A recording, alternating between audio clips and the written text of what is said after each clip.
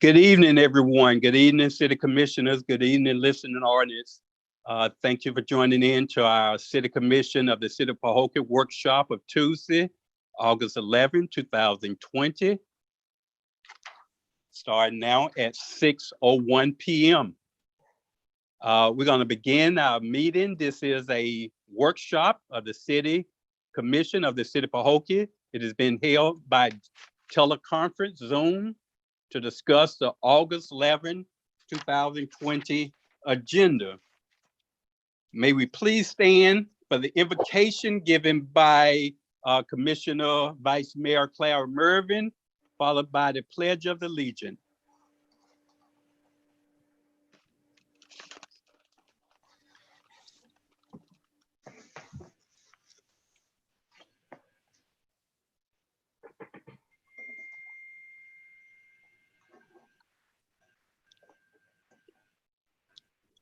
Everyone on board?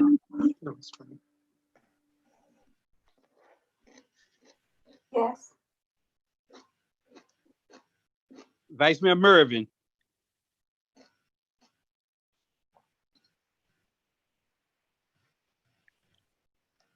Hello. Are you on board? Yes. Hello.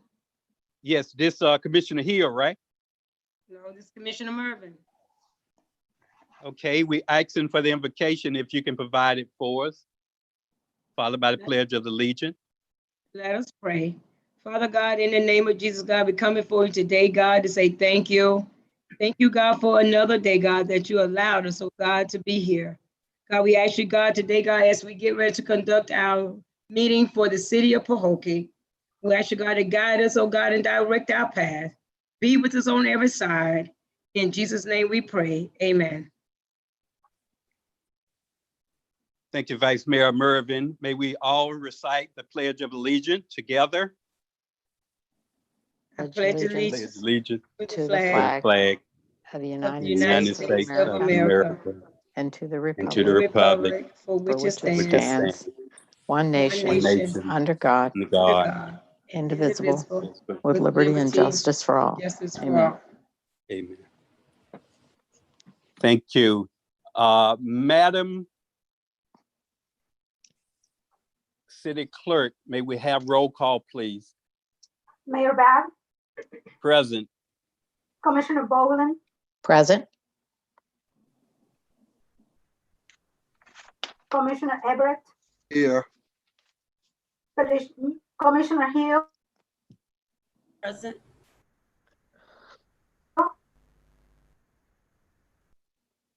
Commissioner Hill,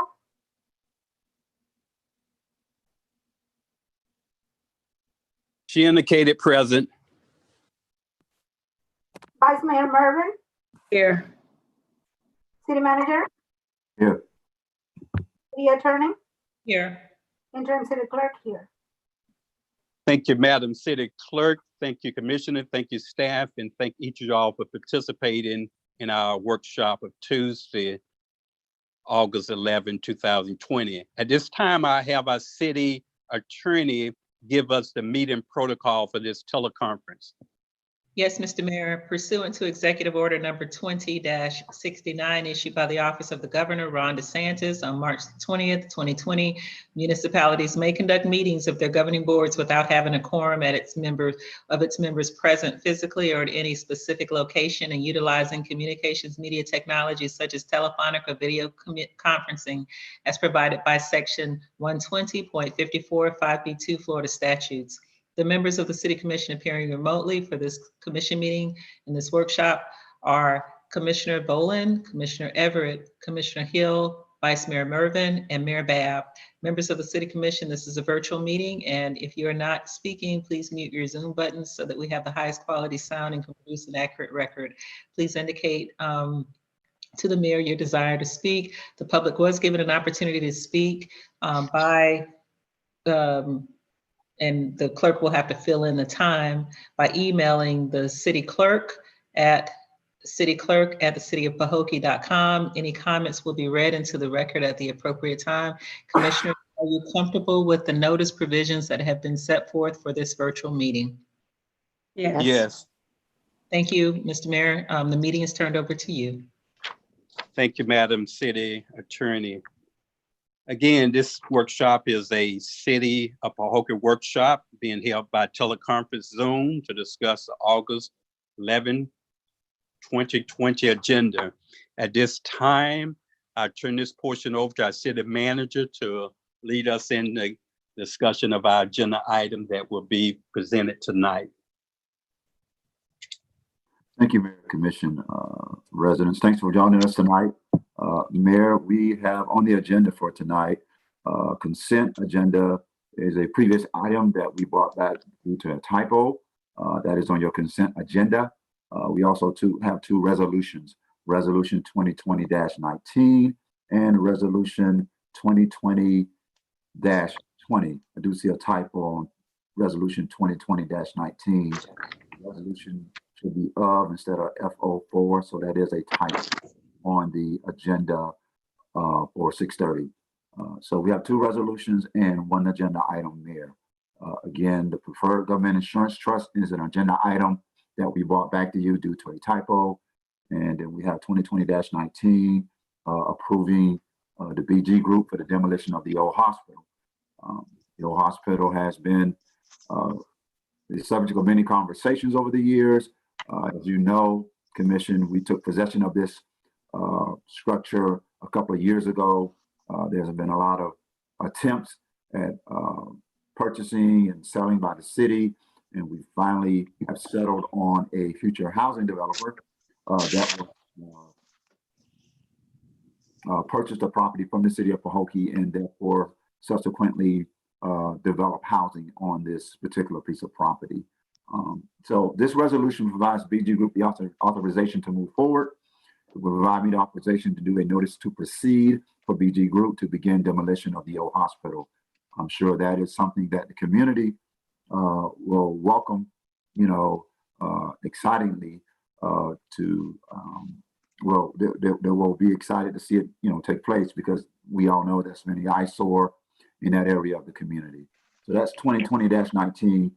2020-20 is a resolution for termination of the city manager for the city of Pahokee pursuant to section 3.3 of the city ordinances.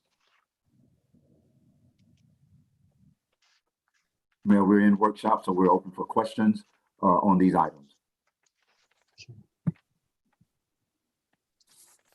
Any question by the city commissioners? Remember, I have one, and it's to the city attorney.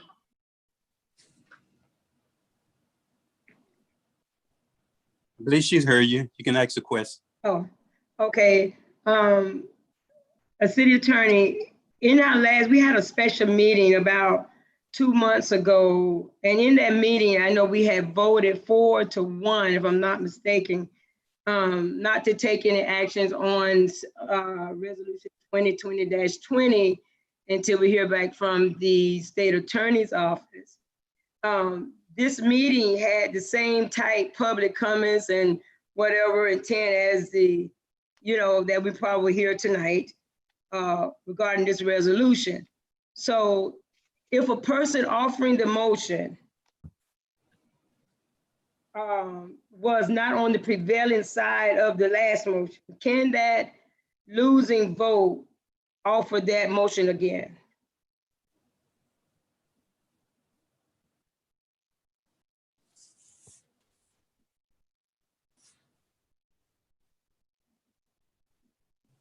City attorney.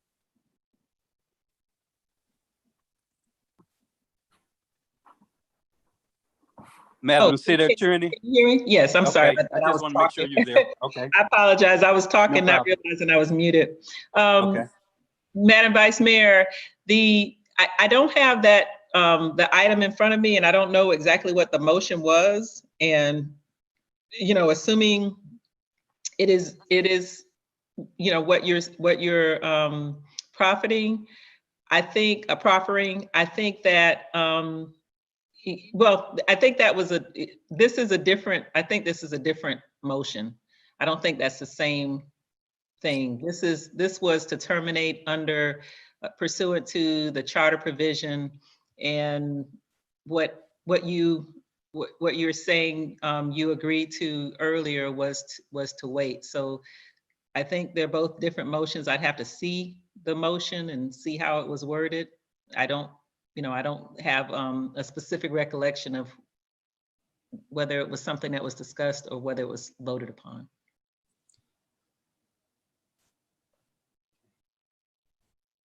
Just for clarification, this resolution that's being placed on our agenda is only a agenda item. It hasn't been passed as of yet.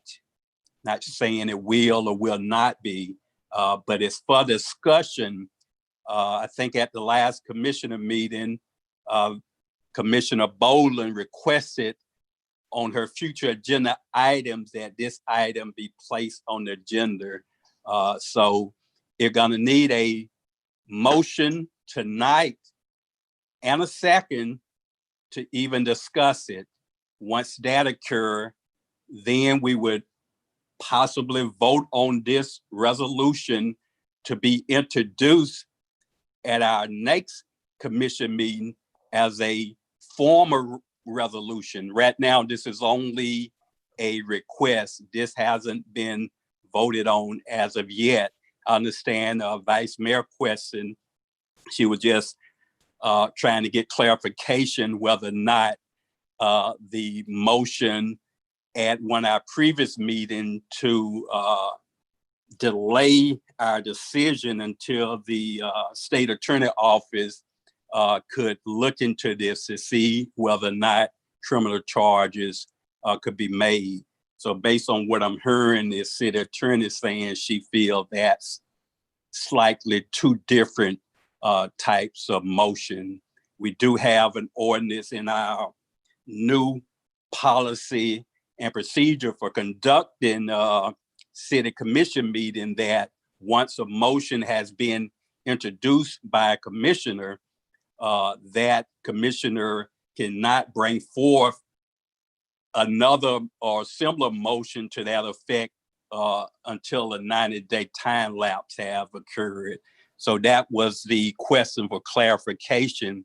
Did this fall in that parameter of already being discussed and some action has been taken on the previous request to terminate the city manager?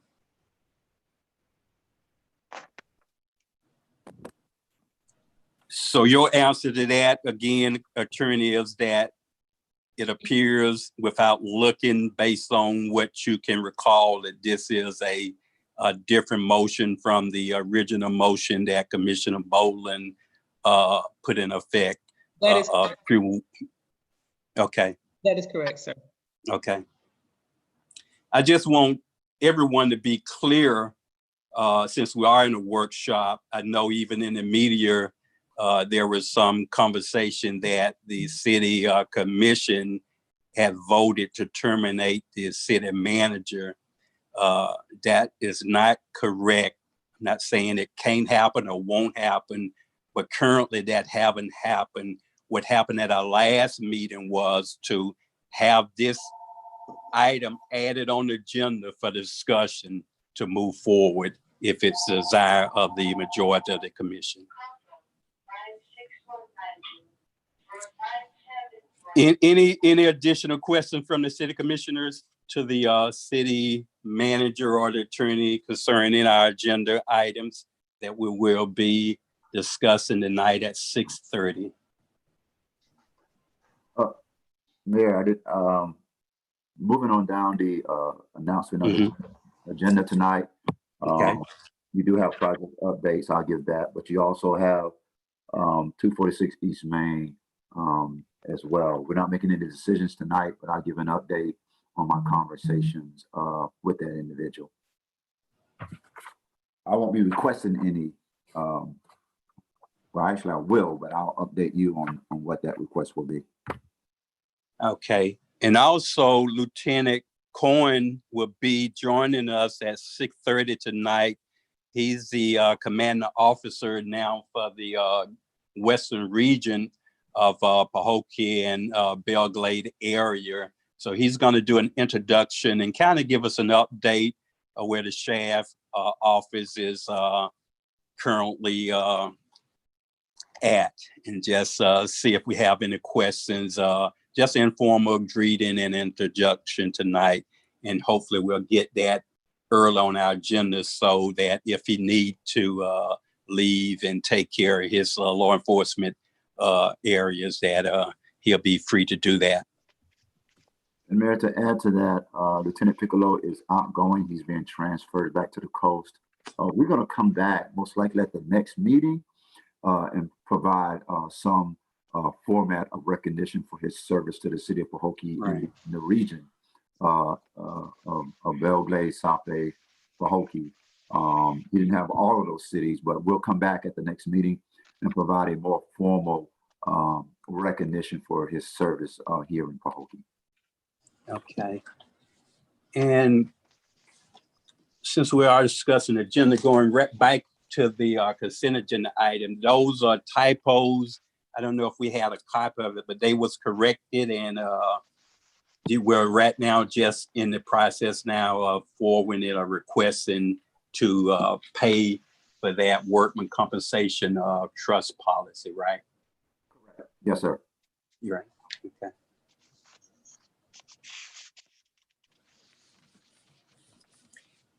Anyone have any additional questions, comments? Not a question, but a comment, Mayor. One comment is, we know that in our community, we have the COVID-19, and we have a lot of residents have family members that has been, passed. But we have this one particular family that have lost 4 members in 1 month.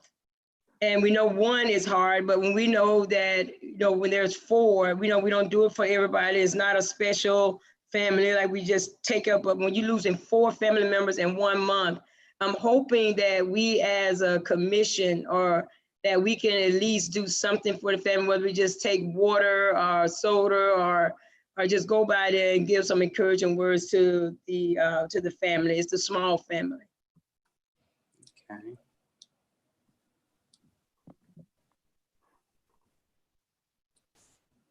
Maybe during the commission meeting, you can just put that as a request in a form of a motion that on behalf of the city commission, we should show our condolence to this particular family for the loss of 4 siblings within a month. That's something I think would be very well received and very much appropriate.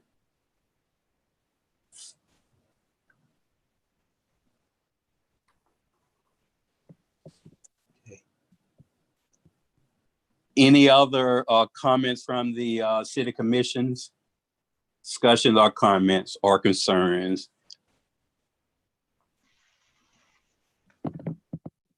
Okay, hearing none, we got ourselves a 10-minute break. We will rejoin this meeting and reconvene in approximately 6:30. Thank you all for your attendance.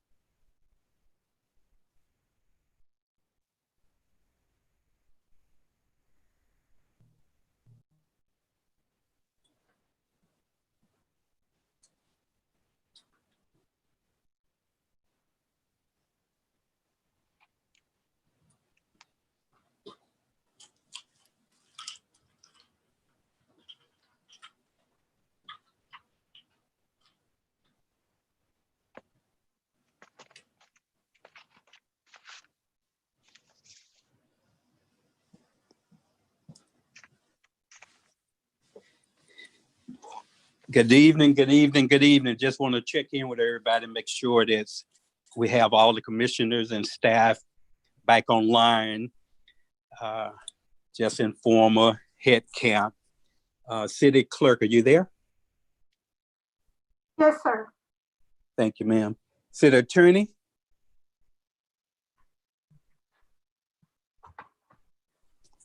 Yes, sir, I'm here. Thank you, ma'am. City Manager back online? Yes, I'm here. Thank you, sir. Commissioner Hill? Yes. Commissioner Bowden? Yes, sir. Commissioner Everett? Present. Vice Mayor Mervin? Present. Wonderful. We have everyone on board. So we're going to go ahead and get started with our City Commission meeting. At this time, I call the City Commission of the City of Pahokee regular commission meeting to order for Tuesday, August 11, 2020 at 6:32 p.m. May we please have the invocation given by Commissioner Everett, followed by the Pledge of Allegiance together. Shall we pray? Father in heaven, we are grateful for this day. This is the day that you've made, and we rejoice and we're glad in it. Father, we pray that you would give us wisdom, knowledge, and understanding. Guide our decision making and all that we do. We pray that it will bring honor to your name. It will be in the best interest of our city. And we ask it all in your son, Jesus' name. Amen. May we all recite the Pledge of Allegiance together. I pledge Pledge allegiance allegiance to the to flag the flag of the United States United of States of America America, and to the republic for which it stands, one nation, Nation, under under God, God, indivisible, indivisible, with liberty and justice for all. Amen. Amen. Roll call, Madam Clerk. Mayor Bab, Present. Commissioner Boland, Present. Commissioner Everett, Here. Commissioner Hill, Present. Vice Mayor Mervin, Present. City Manager, Here. City Attorney, Here. Interim City Clerk here. Thank you, Madam City Clerk. Thank you, Commissioner. Thank you, staff, and thank each of y'all for being here, participating in our City Commission meeting, our regular commission meeting of Tuesday, August 11, 2020. At this time, I have our city attorney give us a protocol for our commission meeting being held by Zoom this afternoon. Yes, Mr. Mayor, pursuant to Executive Order number 20-69 issued by the Office of the Governor Ron DeSantis on March the 20th, 2020, municipalities may conduct meetings of their governing boards without having a quorum of its members present physically or at any specific location and utilizing communications media technologies such as telephonic or video conferencing, as provided by Section 120.54 5B2 Florida statutes. The members of the City Commission appearing remotely for this meeting, this commission meeting, are Commissioners Boland, Commissioner Everett, Commissioner Hill, Vice Mayor Mervin, and Mayor Babb. Members of the commission, this is a virtual meeting, and when you are not speaking, please mute your Zoom button so that you may have the best quality sound and can produce an accurate record. Please indicate that you desire to speak by letting the mayor know. The public was given an opportunity to speak up and to be heard for this meeting up to 6:30 p.m. by emailing the city clerk at cityclerk@thecityofpahokee.com. Any comments will be read into the public record at the appropriate time. Commissioners, are you comfortable with the notice provisions that have been set forth for this virtual meeting? Yes. Hearing that, the meeting is turned over to you, Mr. Mayor. Thank you, Madam City Attorney. At this time, we'll move into our additions, deletions, and approval of the agenda items. City Manager, at this time, do we have any additions, deletions? Mayor, I don't have any deletions or additions for the city. Okay.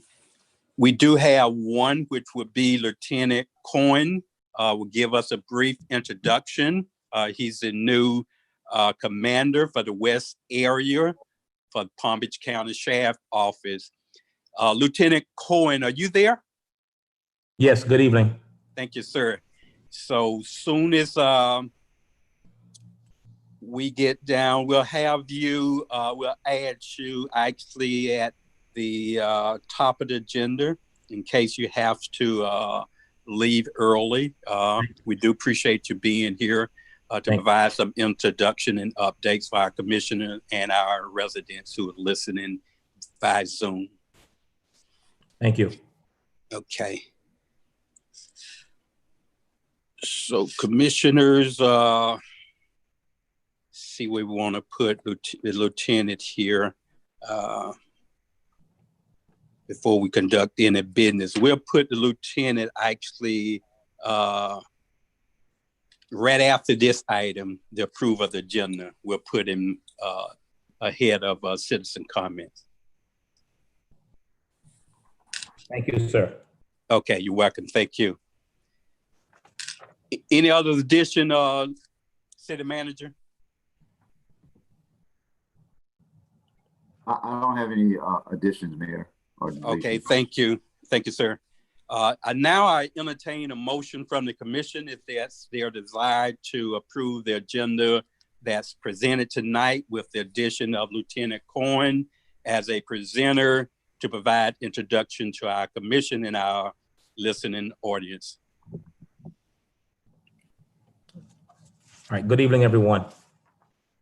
I'm sorry, Lieutenant Cohen. I need to get a motion to approve the agenda, city commissioners.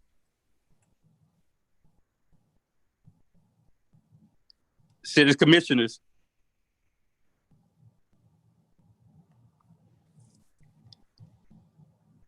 City attorney, are you there? Yes, I'm here. I'm having problem hearing the commissioners. City commissioners, are y'all there? You're here. I'm here. I'm entertaining a motion to approve our agenda presented tonight with the add-on of Lieutenant Cohen for a presentation, Mr. Mayor, I introduction. make a motion that we approve the agenda with the addition of Lieutenant Cohen tonight. Thank you, ma'am. Can I get a second, commissioners? Second. It has been moved by Commissioner Bolden and properly seconded by Vice Mayor Mervin that we approve our agenda that's presented tonight for the Tuesday, August 11, 2020 City Commission meeting. Call for questions. Hearing none, are you ready for a vote? Roll call, Madam Clerk. Commissioner Bowling, Yes. Commissioner Hill. Excuse me, was Commissioner Hill the one that seconded the motion, Mayor Bab? I thought it was Vice Mayor Mervin, but it could have been Hill. Who seconded the motion? Mervin. Okay, that's what I thought. Okay. Vice Mayor Mervin? Vice Mayor Mervin? Yes. Yes. Commissioner Everett? Yes. Commissioner Hill? Yes. Mayor Bab? Yes.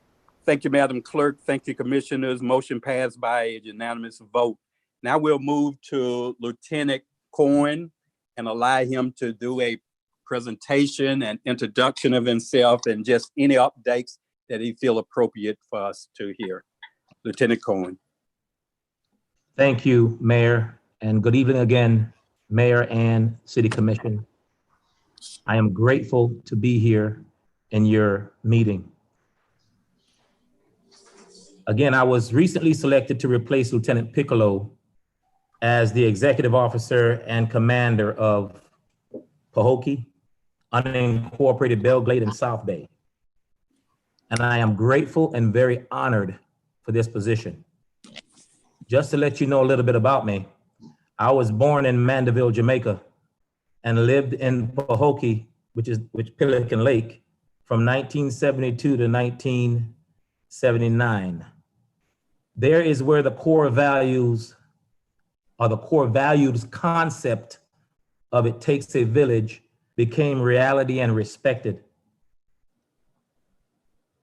With that being said, my overall non-wavering vision for the city of Pahokee is to continue building relationships within the community. I was a community policing sergeant for the Glades area from 2013 to 2016. My team and I made it a priority to build bridges and close the gap when it came to building strong community relations. And those who know me know that's my strong background, to build community relations, build bridges, be that caveat between the community and law enforcement. And that's necessary, especially in these times.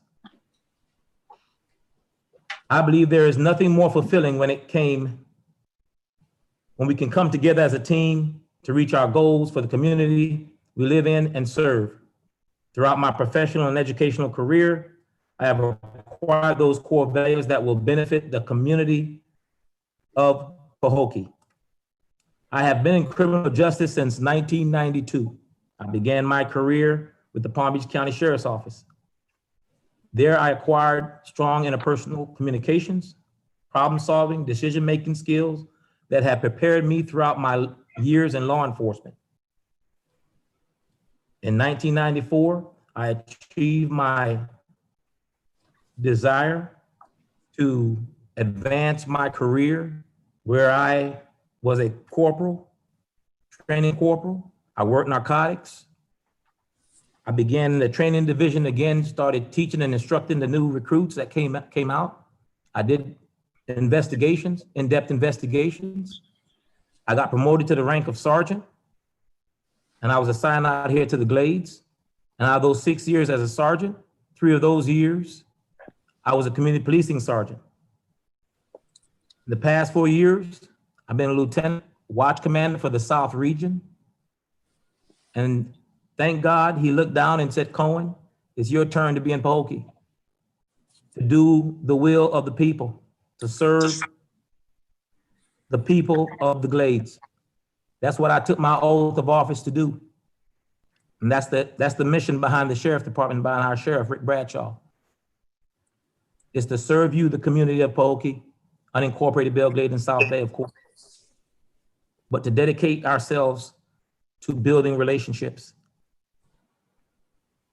working with each and every one of you as a team, mayor, city manager, as a team to build great communication so we can move forward in this 21st century to change the quality of life in which we live in and which we serve. And I'm glad to be a part of it. I do have a bachelor's degree and a master's degree in public administration. And I have other degrees and certificates of leadership, command leadership, executive leadership, courses that I've taken locally and out of the state in Kentucky, Louisville, Kentucky.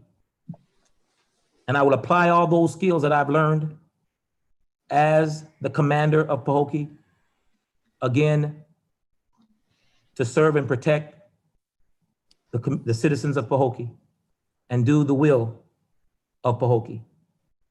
I thank you for your time. I thank you for your commitment and to law enforcement and what we have done and what we will do as a team. And I look forward to working with each and every one of you. Thank you very much. Thank you, Lieutenant. And on behalf of the Pahokee City Commission, our entire staff and our entire residents, we welcome you to Pahokee. We claim you as our own. We know that you're not an unfamiliar face in the city of Pahokee. We're so excited and glad to have you. We want to continue our good working relationship with Palm Beach County Sheriff's Office. So if there's anything that we can do to assist you and your officers to do your job, please do not hesitate to let us know. We know this is a working relationship that no one entity can do it on their own, and we're more than willing to do whatever we can to assist in any way that we can. And at this time, if any other the commission want to make any comments, you have the floor to do that. Thank you, Mayor. Thank you, sir. Appreciate you, sir. Appreciate you. Okay, Commissioner, we're gonna move on into our agenda. And I Uh, just want to say, Mr. okay. Mayor, if I Okay, will, sir. I just Sure. want to say to Lieutenant Cohen, welcome aboard, Yes, sir. and we look forward to working with you. Thank you, sir. I will formally meet each and every one of you at some point in time. We can get over this COVID, but Look we'll forward. meet by and by. I do come out, my team, we do come out to those testings, the feedings. So you will see me there. I do show up. I don't sit in the office. You will see me. Okay. So I don't spend all my time in the office. No, I come out and I meet and greet and I interact with the community. That's my oath. So you will see me. Thank you. Any other commissioner, I don't want to overlook anyone if they wanted to make a comment or express any appreciation. Okay. Again, thank you so much, Lieutenant, and we'll be looking forward to continue our great working relationship to move our city and our community forward. Thank you, sir. Thank you. Okay. Now we'll move to citizen comments, public service announcement, all items on the agenda. Comments are limited to 3 minutes. Our resident had an opportunity to forward a comment to our city clerk by this afternoon at 6:30. And now at this time, city clerk, do we have any comments from citizen that you need to read? Yes, Mr. Mayor. You may proceed, ma'am. To the Mayor, Pahokee City Commission Board and great citizens of Pahokee. Good evening. My name is Everett D. McPherson, Senior, and I am a concerned citizen of the city of Pahokee, Florida. I'm writing this letter out of great concern for the well-being of our beloved city.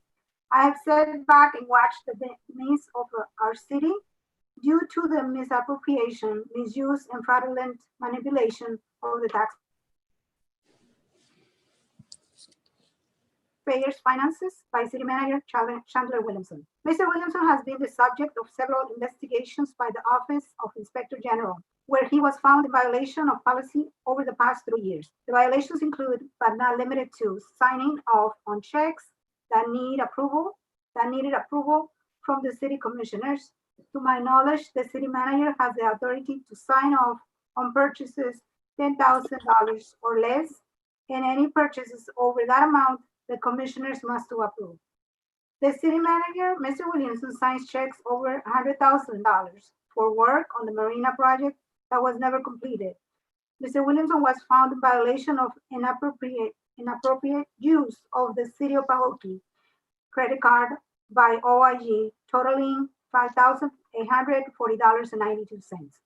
The report said Mr. Williamson used the card 21 times on rental cars to book 16 flights.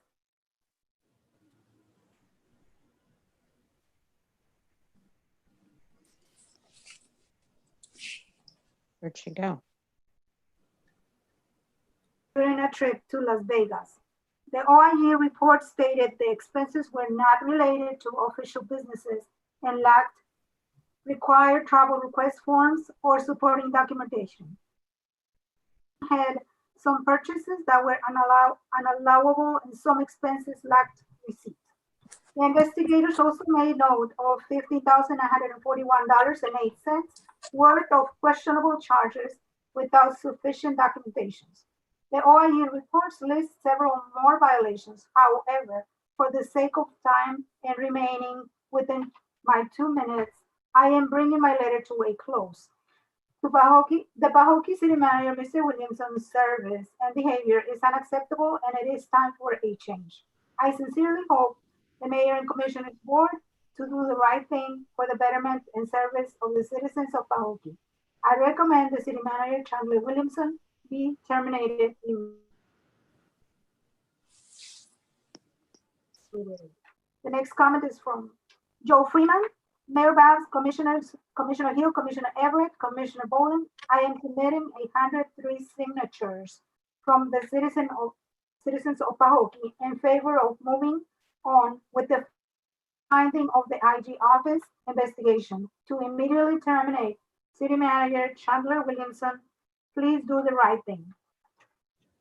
J.E. Freeman, and he is providing with a list of people signing this list. How many did you say? I'm sorry, I didn't hear that part. It says 103 people signed the document. The next comment is, I am a resident of Pahokee. This is from Roy Walker Jr. I am a resident of Pahokee after talking with family and friends and employees of Pahokee. I am disturbed how the city manager can continue making businesses decision after losing over $830,000. Contact with the Marina project. Also taking out loans with local banks that place the city over the budget.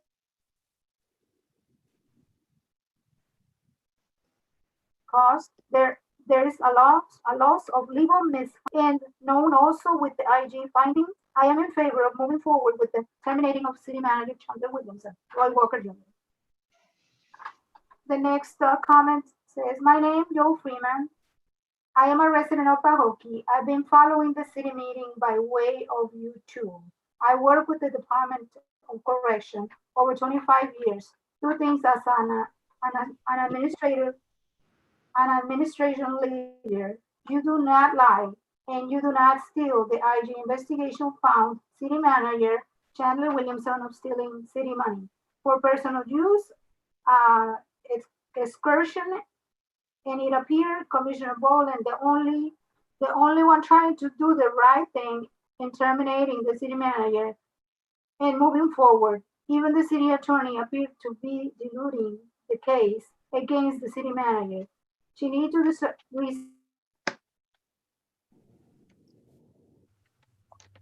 reserve her comments unless asked a question. Mayor Bab, I am requesting you consider doing a viewing in the meeting. Why there be no texting during the meetings? Mayor Bab, Commissioner Hill, Commissioner Everett, Commissioner Boland, I hope you spare the city and the citizen of Pahokee the embarrassment of not having Channel 5 present as a citizen protest and march on City Hall for the terminating of the city manager Chandler Williamson. We're ready to move forward due to the right thing. Joe Freeman. The next comment is from Annie Core, 8832 Eldorado Drive. As to Florida Statute 119, I request my comment to be read into the record at the August 11, 2020 City Commission meeting. We, the people of Pahokee, and she is adding that she has sent 17 copies attached of the same exact format with different people's names on it. And she concluded her letter adding that as to the Florida Statute 119, I request my comment to be read into the record at the August 11, 2021 Commission meeting. And she says, I am so tired of the city being ran so wrong and money that are abused and used in the way that we have never seen used that way by this city manager. We have lost money. We have not finished projects that have been put in front of him. 3 times using credit card that belongs to the city. 1 time that is a mistake, but 3 times. And then the commission gave him a $9,000 raise. What is wrong with this? The people we put in the seats to make decisions for us have failed the citizens of Pahokee. The Inspector General report of wrongdoing 3 times. And I believe that the city manager should be fired. We cannot keep losing money. If you, the commission, was on a job and money was missing, you would be fired. Along with her letter, there's like 17 letters attached. They are all the same, in the same form. And they are exactly the same, Mayor Bab. Okay. Okay, so except for the names of the people. If you Yes. Yeah, you can either just list the names so they'll have note that their letter was included, but you don't have to read the letter since it's identical. Yes, sir. Okay, well, these letters, they all say the same as I explained before. I want the city manager fired. The city manager has 3 inspector general reports against him, saying he is doing wrong. He is mismanaging our city. As to Florida Statute 119, request my comment to be read into the record at the August 11th City Commission meeting. And the comments are coming from David Thomas from 314 Raritan Avenue, apartment number 32. Amos Core, 8832 El Dorado. Darren Connie Sr., 319 Carissa Drive. Peggy Collier, 314 Raritan Avenue, apartment 32. Labinsky Boys at 257 West Street, Pahokee. Maria R. Gonzalez from 2574 Southwest 14th Street, Kenaya, 548 Southwest Street. Shirley Connie, 319 Carissa Drive. Felicia Anderson, 900 Ricky Jackson Boulevard. Deidre Wade, 900 Ricky Jackson Boulevard.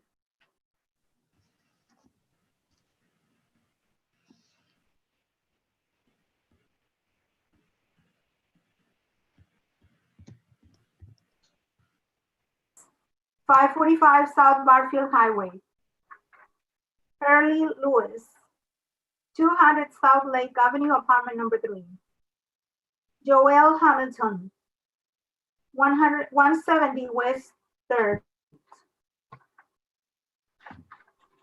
Deborah Walker, 501 West 7th Street. May Jackson, 621 Amaryllis Avenue.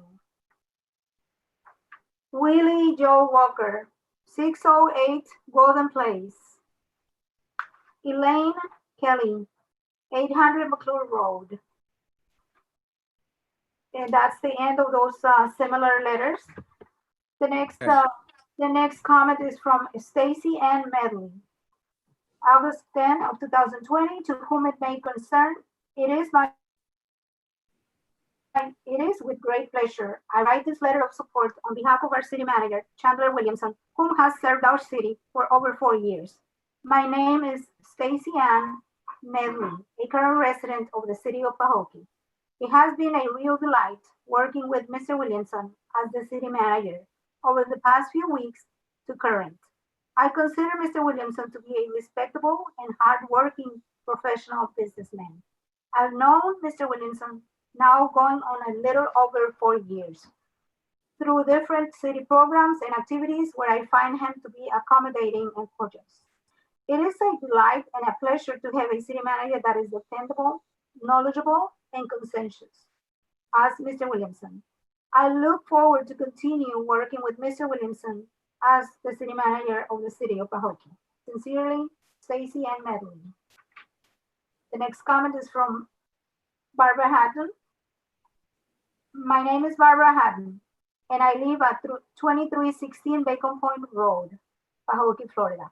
Under the Sunshine Act of Florida, I ask that my entire comment be read clearly and in its entirety, regardless of other citizen comments of similar but not exact nature. For the record, at the August 11, 2020 meeting, I am formally requesting the termination of the Pahokee City Manager, Chandler Williamson, on the following basis: poor job performance and a clear lack of interest in the well-being and growth of the city of Pahokee. Lack of communicating vital information to the citizens of Pahokee. Not returning phone calls, texts, emails to citizens or business representatives. Allowing the city's largest asset to not be utilized.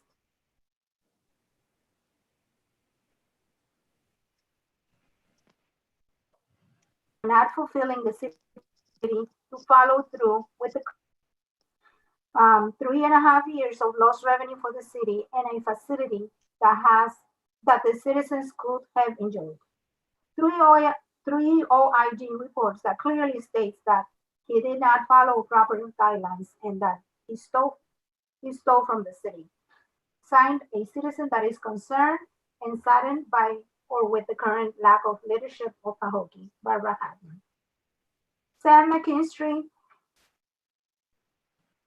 is the next comment from Sam McKinstry, Pahokee, Florida. As per Florida Statute 119, I require that my comment via email be read into the minutes with no redactations in its entirety. I'd like to know why no other charter officials who have been terminated from employment with the city of Pahokee not being afforded the same hearing the current city manager, also known as captainship suit, will likely be granted by the commission against one. There is ample evidence from 3 OIG reports that clearly shows willful theft of city funds.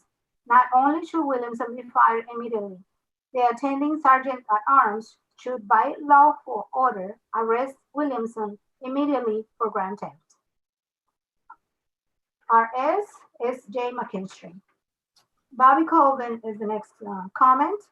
Citizen comment of Pahokee City Commission meeting on August 11, 2020. Commissioners, City Manager Chandler Williamson has betrayed the trust of the citizens of Pahokee and deserves to be fired immediately. He has had 2 full weeks to try to persuade some of you to show mercy to him, but I hope you will stand firm against his reckless. He has committed multiple felonies and deserves to be fired and prosecuted to the fullest extent of the law. For the first time in decades, the firing of a city manager is being drawn out over multiple meetings, and that is a shame. When there's cause, I'd like for the charter committee to address this issue when they meet again. Lastly, Commissioner Melissa McKinley has asked for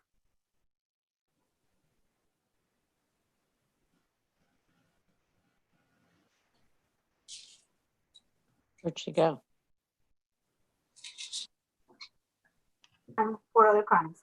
If it were not for his negligence and incompetence, the marina would now be used and helping the city to prosper. The sooner he is dealt with, the better. Thank you for your time. Bobby Colvin, 3096 Bacon Point Road, Pahokee, Florida, 33476.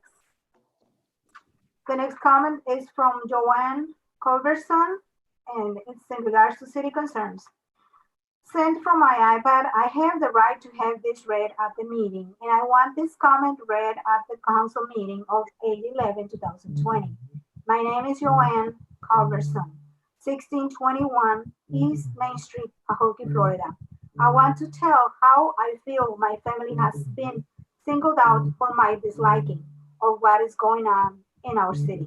First, my mom will be 100 1st of October.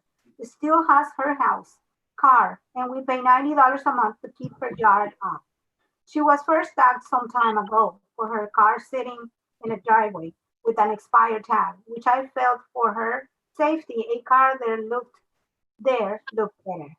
I went to the city hall and told them how I felt about the safety thing. I was told to back it and back at the garage, and they would leave her alone, which I did last month. She gets tagged again on now the car parked in the back. The car will be gone this time, but to her, she will not understand it. I feel like it was from me speaking out on issues around the city. I've seen this happen before, and yes, I will speak out loud to county or state, and I have. But in all the riding around to find violations come up East Main Street, 3 houses across from me in a row have cars, not one, but several in front yard that have not moved in years. One that the yard is probably 15 inches tall. I have cut my yard 4 times since then, and city came by and cut front of the sidewalk last week because of it being tall where where are violations? They better be coming. Then on my side of the street, a yard has about 10 in the backyard. And next to them, the yard has semi and trailers running a business from that yard. Oil changing and cabs up, working on them in the yards. On East Main Street, there are 7 or 8 houses with semi and trailers and yards. This has been brought up at the meeting before to put up a stop to before it got out of hand, but nothing happened and now it is out of hand. I hope the council does the right thing tonight and votes the city manager out with cause. The next comment is coming with an attachment from Robert Lambert.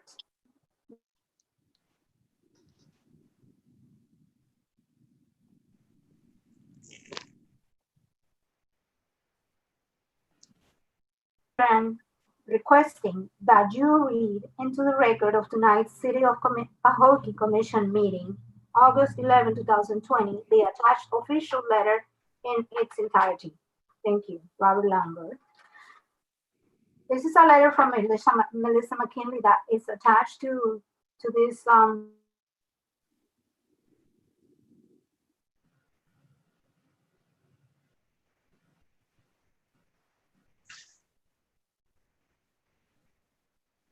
in Tallahassee. Dear Senator Burns and Representative Fisher, as the county commissioner representing the city of Pahokee and Palm Beach County, I have great concern over the city's handling of state funds used to repair, rehab, and renovate the complex.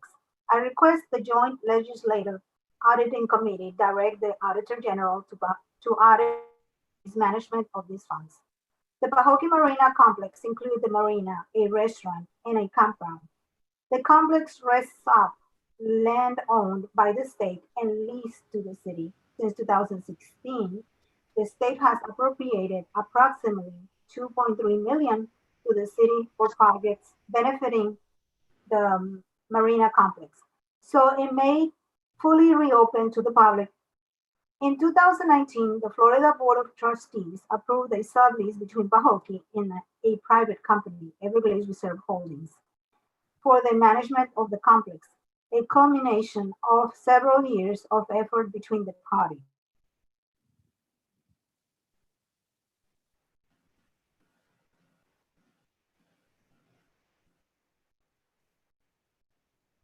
Pahokee City Manager Chandler Williamson updated my office that the grand reopening of the Marina restaurant was on schedule for late September, early October of that year. Nearly a year after, this still has not happened. ERH claims the city has yet to complete many repairs and the property is neither up to code nor ADA compliant, leaving it uninsurable.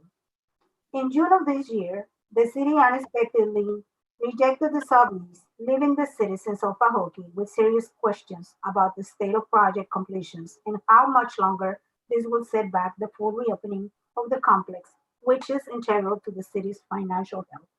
The city has already been subject to several investigations by Palm Beach County Inspector General John Kerry. These investigations have reviewed Pahokee's procurement and contracting processes and found inadequate oversight, mismanagement, and misconduct, leading Inspector General Kerry to make referrals to the Florida Department of Economic Opportunity. State Attorney Dave Aaron Ironberg and the Palm Beach County and Florida Ethics Commission. A February 2020 IE report found the city improperly authorized $150,000 for construction work on the marina in violation of a grant agreement with FDEO, and also violated state law by not requiring the contractor to secure a payment and performance surety bond. Furthermore, in the city's 2018 annual financial report, the external auditor found that the city has not established adequate controls over the completeness of revenues and unearned revenues for the marina and campground fund. And according to section 10.554, 1F, rules of the Auditor General, the fund is in the deteriorating financial condition, which is impairing the city's ability to generate revenues to meet expenditures. This finding, as well as other significant audit findings, have been now corrected for multiple years as of the 2018 report. In light of the aforementioned concerns, I urge you to request an audit pertaining to funds received by the city from the state of Florida for the repair, rehab, and renovation Marina complex, as well as any additional review of the city's financial practices deemed necessary. Thank you for your consideration of this important request to determine whether the city has appropriately managed the public's funds. Sincerely, Melissa McKinley. And this is the conclusion of Mrs. McKinley's letter. The next comment is from Mary Dabro. And Mary Dabro, 7 Lakeside Circle, Pahokee, Florida. July 28, 2020, my email comments was not read in its entirety. So I am asking to please read my comment in its entirety for the August 11th, 2020 meeting into the minutes. To my representatives, I am requesting of you to terminate Chandler F. Williamson with cause and to follow through with process. Chandler Williamson has misused taxpayers' money according to the 3 OIG reports, which has been turned over to the AG for criminal charges. I am asking you to do the right thing by Pahokee, its citizens, and follow through on this termination. Distrust of Chandler Williamson is felt by many citizens. To date, I am still waiting on FOIA requests from October 2019 and answers from either city manager or Mayor Bab from questions asked, read in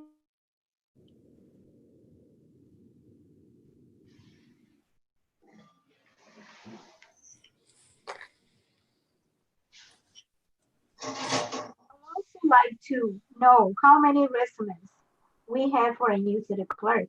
When will they be brought to the commission?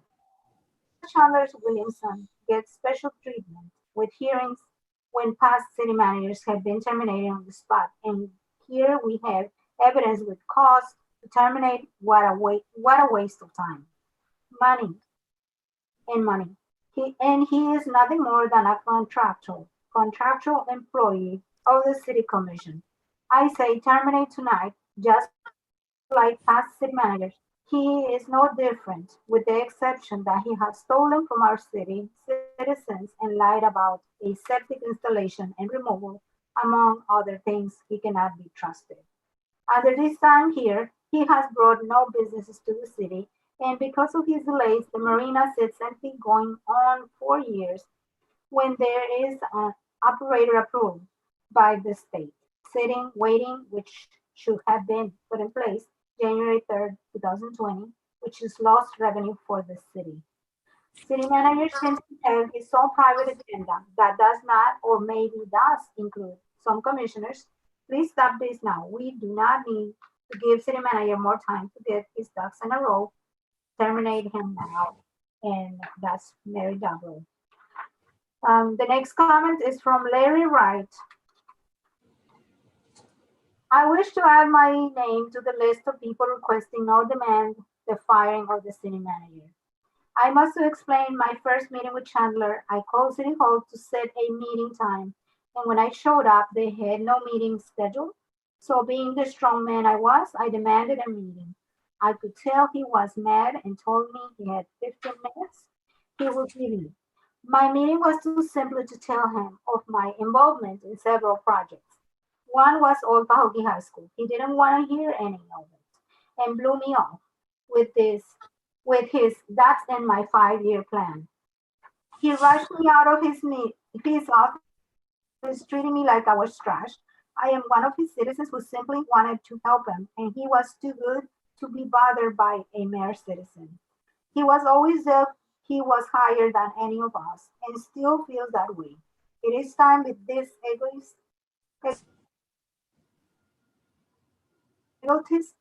removed from our beloved city before there is nothing left. He is a thief and mayor egotist. Glad I never wasted my time with him. Fire him now, Larry Wright. The next comment is a public comment from David Lewis. I fully support Resolution 2020-20 to begin the process of terminating Manager Williamson. 3 IG reports on this municipal manager are enough. From my last letter to the editor/guest column, repeated actions turned into a pattern, and that pattern morphed into willful negligence. And that's the end of his email comment. The next comment is from Patrick Lawler. I am writing this letter in support of the job that Chandler Williamson has done for the city of Pahokee. I've seen the passion he has for making the city of Pahokee a destination, city on the lake. His vision for economic development for Pahokee is bringing different groups to the city to help it grow economically. The city of Pahokee will continue to be seen as a business destination under the guidance of Mr. Williamson and the City Commission. Sincerely, Patrick Lawler. The next comment is from Quinn Miller, 763 Ricky Jackson Boulevard. To whom it may concern, it is with much enthusiasm that I write this letter in support of our city manager, Chandler Williamson. Mr. Williamson is an asset to Pahokee. Since his tenure, he has many accomplishments. Over the years, he has provided students with a scholarship with his own personal funds. He has replaced the city's fleet with up-to-date vehicles, relocated public works department to the central part of town to increase response time to community needs and resolve environmental issues for staffing, aging building that was hazardous to the health of employees. Resurface East Main Street. Commissioner's Park received a makeover. Demolition of old water plant in 2018. Exterior improvements of Pahokee High School in 2018. Parks and Recreation Building improvements in 2018. Marina and campground upgrades in 2018 and 2019. Renovations of all off-city football field to field turf in 2019. Glazed resurfacing in Shive Island. Demolition of Old City Hall in 2020. Completing the renovations of gymnasium that has been closed for over 12 years, and recently East Lake Village stormwater improvements in September of 2020. I am also asking the commission to please take into consideration the state of Pahokee when Mr. Williamson started and where Pahokee is now, and all his accomplishments. I am asking the commission not to move forward with a resolution to terminate the city manager, but to reprimand him. 7 weeks ago, it was a majority vote by the commissioners that they would not make a decision in regards to the city manager until they receive the decision from the state attorney's office. I am asking the commissioners to please do not to put the city in a position to be sued. The country is in a pandemic, and if the city manager is terminated, then City of Pahokee will be left in a greater pandemic. Thank you for your consideration on this matter. The next letter is from Annie Miller, 763 Ricky Jackson Boulevard. To whom it may concern, it is with much enthusiasm. Actually, this letter is pretty similar to the older one, to the previous letter I just read. It is similar, Mr. Mayor, and it is coming from Annie Miller. It is with much enthusiasm that I write this letter in support of City Manager Chandler Williamson. Mr. Williamson is an asset to Pahokee. Since his tenure, he has many accomplishments. Over the years, he has a student with a scholarship with his own personal funds. He has replaced the city's fleet with up-to-date vehicles, relocated public works department to the central part of town to increase response time to community needs and resolve environmental issue for staffing, aging building that was hazardous to the health of employees. Resurface East Main Street, Commissioner's Park received a makeover, demolition of all water plant in 2018, exterior improvements of all Pahokee High School in 2018, Parks and Recreation Building improvements in 2018, Marina and campground upgrades in 2018 and in 2019, renovations of all city football field to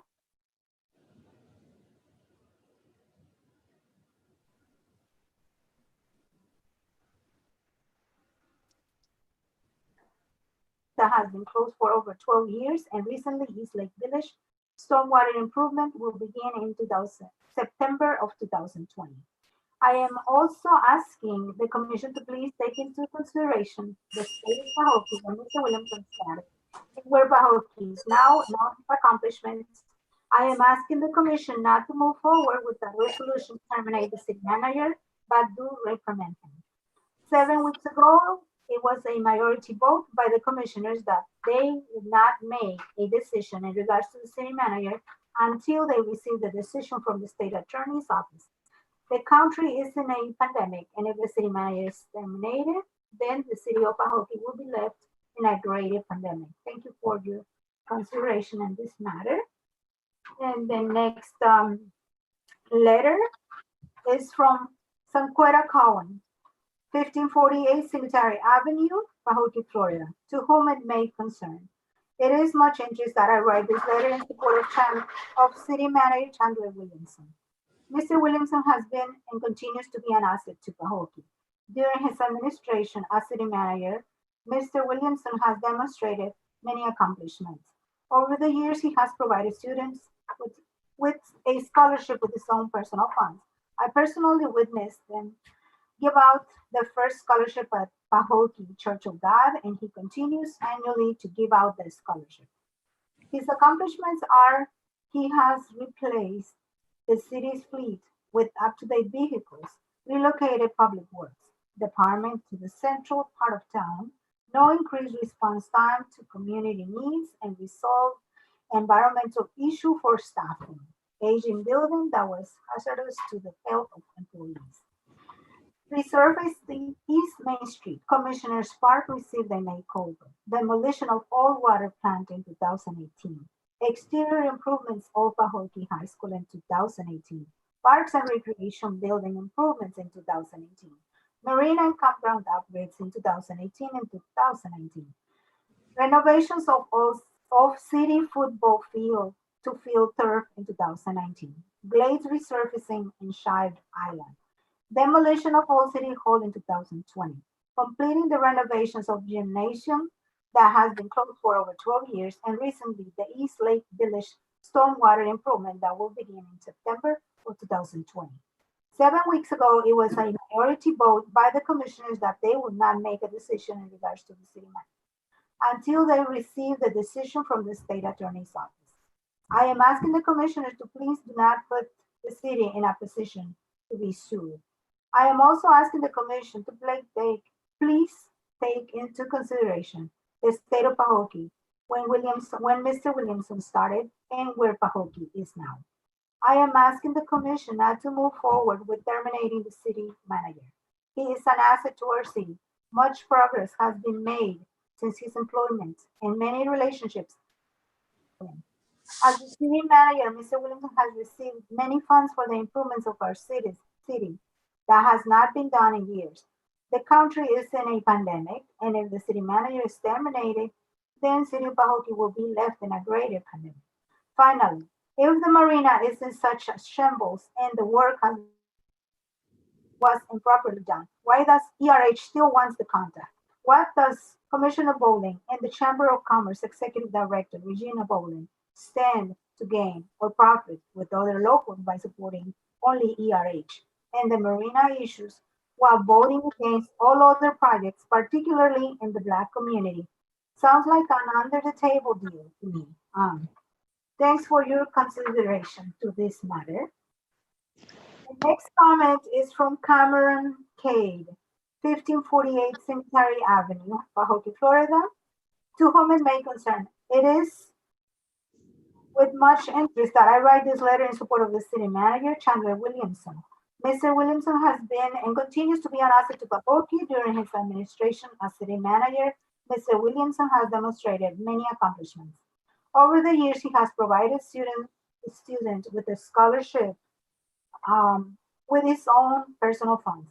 I personally witnessed him give out the first scholarship at Pahokee Church of God, and he continues annually to give out the scholarship.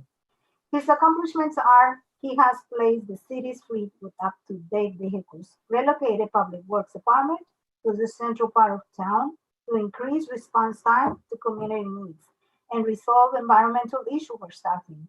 Aging building that was hazardous to the health of employees. Resurface East Main Street. Commissioners Park received a makeover. Demolition of old water plant in 2018. Exterior improvements of Old Pahokee High School in 2018. Parks and Recreation Building improvements in 2018. Marina and campground upgrades in 2018 and 2019. Renovations of all city football field, 2-field turf in 2019. Glades resurfacing in Shive Island. Demolition of Old City Hall in 2020. Completing the renovations of gymnasium that has been closed for over 12 years. And recently, the East Lake Village stormwater improvements that will begin in September of 2020. 7 weeks ago, it was a majority vote by the commissioners that they would not make a decision in regards to the city manager until they receive the decision from the state attorney's office. I'm asking the commissioners to please do not put the city in a position to be sued. I'm also asking the commission to please take into consideration the state of Pahokee when Mr. Williamson started and where Pahokee is now. I'm asking the commission not to move forward with terminating the city manager. He is an asset to our city. Much progress has been made since his employment and many relationships have been built through him. As the city manager, Mr. Williamson has received many funds for the improvement of our city that has not been done in years. The country is in a pandemic, and if the city manager is terminated, then city of Pahokee will be left in a greater pandemic. Thanks for your consideration in this matter. The next comment is from Howard Osborne, 278 Parkview, Pahokee, Florida. As a citizen of Pahokee, I can see the difference that the city manager has accomplished in this community. There are a lot of things that is going on that has not been going on in a long time. My question is, why every commission meeting, the same people said in the same comments only for the marina? Thomas Mervin, 357 Kismet Avenue, Pahokee, Florida. We, the people of color, have been overlooked in this community for a very long time. We have roads that have not been addressed in decades. We have a hospital that has been closed over 20 years. And look at it. It is an eyesore for the community. Now I hear in commission meeting that it is about to be demolished. Barfield Highway, it is in its next stage going out for bid to be done. Football field is nowhere before it was down to the dirt. We have a newly renovated gym for our kids for after-school programs that was seized because of unsafe structure. How can you still say nothing is being done in our city? Our buildings, all buildings that was once on Ryan Avenue, used for homeless and drug users, is now gone. Residents of East Lake Village is about to get new drainage so they cannot be subject to flooding as in the past. But we have a certain group of people that only focus on the marina. If you ride the marina, you will also see a big difference from what it was. Everything takes time and it's a process. I ask the commission to please take this in consideration before your decision tonight in regards to the firing the city manager. We always say what the city should do for us, but we never say what we can do for our city. Speak the word of wisdom and let it be. The late John Lewis says, "Hold only love, only peace in your heart, knowing that the battle of good to overcome evil is already won." And that is the end of all the comments, Mr. Mayor. Thank you, Madam City Clerk, and thank each of our citizens for their comments and input into our deliberation. Now we would move to we don't have any approval of minutes. We'll now move to the consent agenda item. We have one item there, preferred government insurance trust, workman compensation. This was an item that had some typographical errors at our last commission meeting, which have been corrected. So I'll entertain a motion for the approval of the consent agenda item.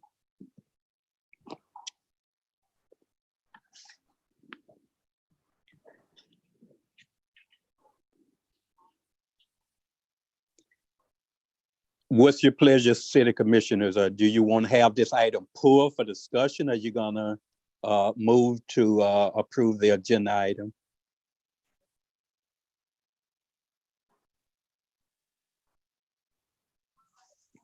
The item 2020-20. It's the consent agenda item, the preferred government insurance trust, or working compensation payment.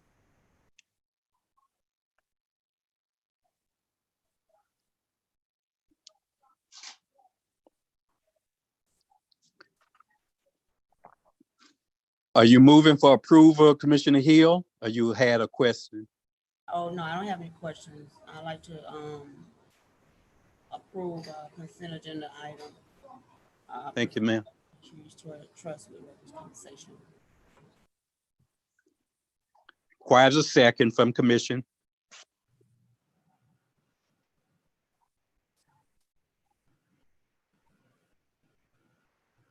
Second. It has been moved by Commissioner Hill and properly second by Vice Mayor Mervin that we approve our consent agenda item, preferred government insurance trust, workman compensation. Call for questions.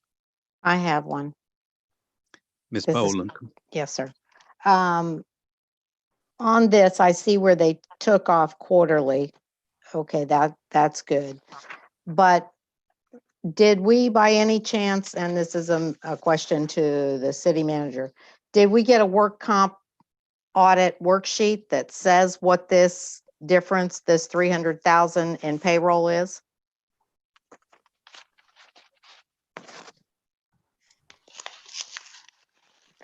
Yes, it goes to the HR manager. Okay, and what did it say on there? I can't recall.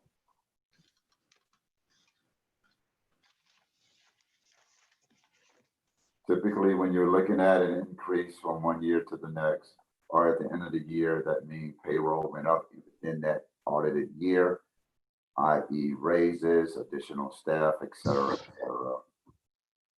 Or there were some workman's comp claims that affected your overall end of the year policy. Typically, that's what it is. And we did have. Okay, and can the commission get a copy of that worksheet audit, that Sure, audit worksheet? sure. Thank you. Any additional questions? Hearing none, are you ready for a vote? Roll call, Madam Clerk. Commissioner Hill, Yes. Vice Mayor Mervin, Yes. Commissioner Boland, Yes, Commissioner Everett, Yes. Mayor Bab. Yes.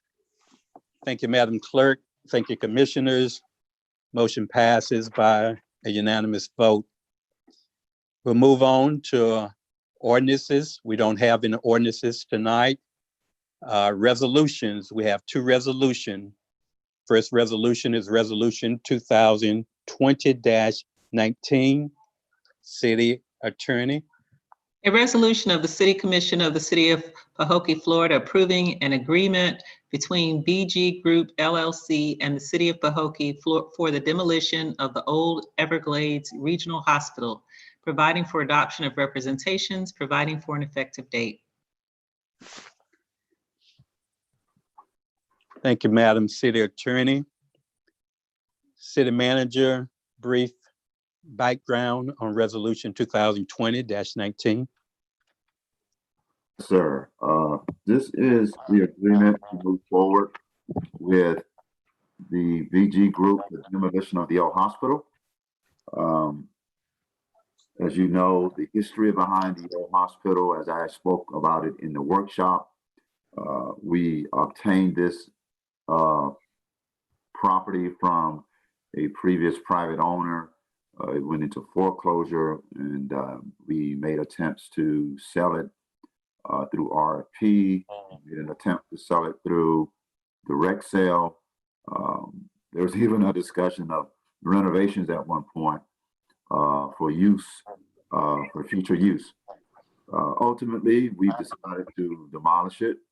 We were able to, once again, this year be provided demolition dollars through Solid Waste Authority, SWA, for Palm Beach County. We were awarded about $300,000, but was awarded $300,000 for demolition. We moved forward with putting a bid out. BG Group came in as the lowest bidder. And so that brings us to tonight's approval to move forward with demolition. Once approved tonight, BG will get a notice to proceed letter within 24 hours. Hopefully within the next 7 days, they will begin mobilizing for demolition. Post demolition, last fall, you agreed with a private developer to sell this property for affordable housing. So once demolition is complete and the foundation is leveled, we can move forward with that sale and that agreement to that private developer here in the city of Pahokee. So we can hopefully see one of the first of many affordable housing project here in the city of Pahokee. This is exciting to present this to you tonight, because hopefully here in another 60, maybe less than 90 days, we'll bring back also the award contract for renovation, complete renovation for Barfield Highway. I'll speak more about that later. But along with these two projects that will be coming forward here over the next 120 days, Barfield Highway, that corridor there, connected to Parks and Recreation in the residential areas along Barfield, will be significantly changed forever. And it's a welcome change for a road that has a highway that has not been maintenance. You're probably looking at over 25 years, 30 years at least, minus the patchwork, that this highway will get significant improvement. So that is this agreement tonight before you, and we support your yes vote on moving this project forward. Thank you, City Manager. City Commissioners, having had proclamation, Resolution 2020-19 properly read into the minutes by our city attorney and properly given a background by our city manager, what's your pleasure? Mayor Bab, I would like to move that we accept Resolution 2020-19, a resolution of the City Commission of Pahokee approving the agreement for the demolition of the hospital. Second. Thank you. It has been moved by Vice Mayor Mervin and properly seconded by Commissioner Hill for the adoption of Resolution 2020-19. Call for questions. I have a couple. Commissioner Bowling. Yes, sir. You all were kind of breaking up there earlier, I think during the workshop, where you said there was a typo. Is that the typo where it says $3 million instead of 300,000? No, that was through the mayor, that was a different issue. But we have already addressed that with the manager, and he has another resolution. So it was just on the resolution page, but I think you were talking about something else earlier, which had nothing to do with this issue. All right. And it says under paragraph 10 in this contract, what is it called? Demolition agreement. It says that there was an evaluation committee. Who was on the evaluation committee? That's CED department, city manager, grant manager, are part of that team. Okay, and we had 4 responses, Yes. and were in the same price range? No, ma'am, they were actually higher. Mm-hmm. Okay. And under the IBT 2020-03, the addendum under exclusions, it says that the work by the BG group will remove lead, load, haul, and legally dispose of a combustible, solid, and metallic debris resulting from the above caption removal work. So are they doing that or are they not doing that? Where are you? What page and what section? Under the IBT number 2020-03.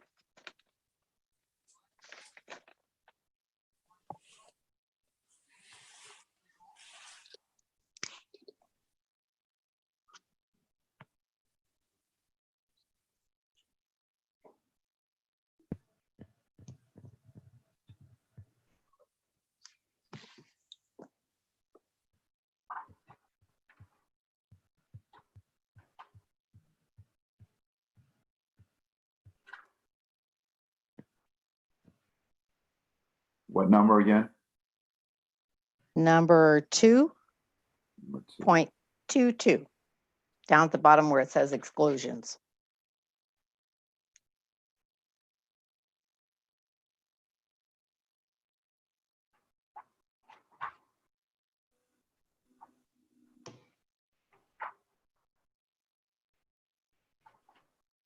Is that scope of services you're looking at? It said it was an addendum, and it's got on the top IBT number 2020-03.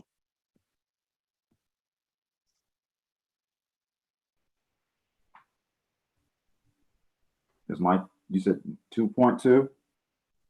2.2, yes, sir. My 2.2 is general project description. Maybe I'm in the wrong section. No, you're in the wrong spot.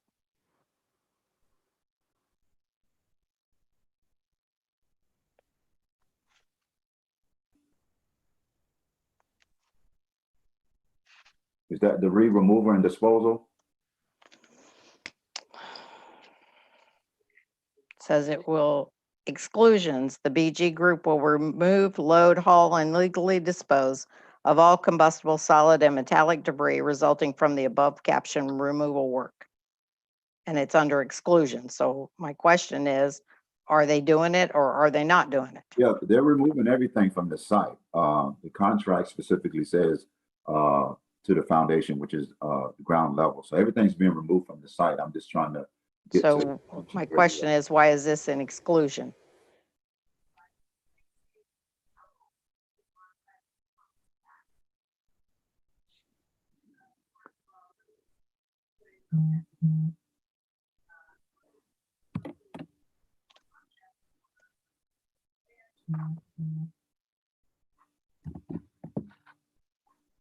I don't think it is an exclusion. I just don't know where you Yes, are. it is.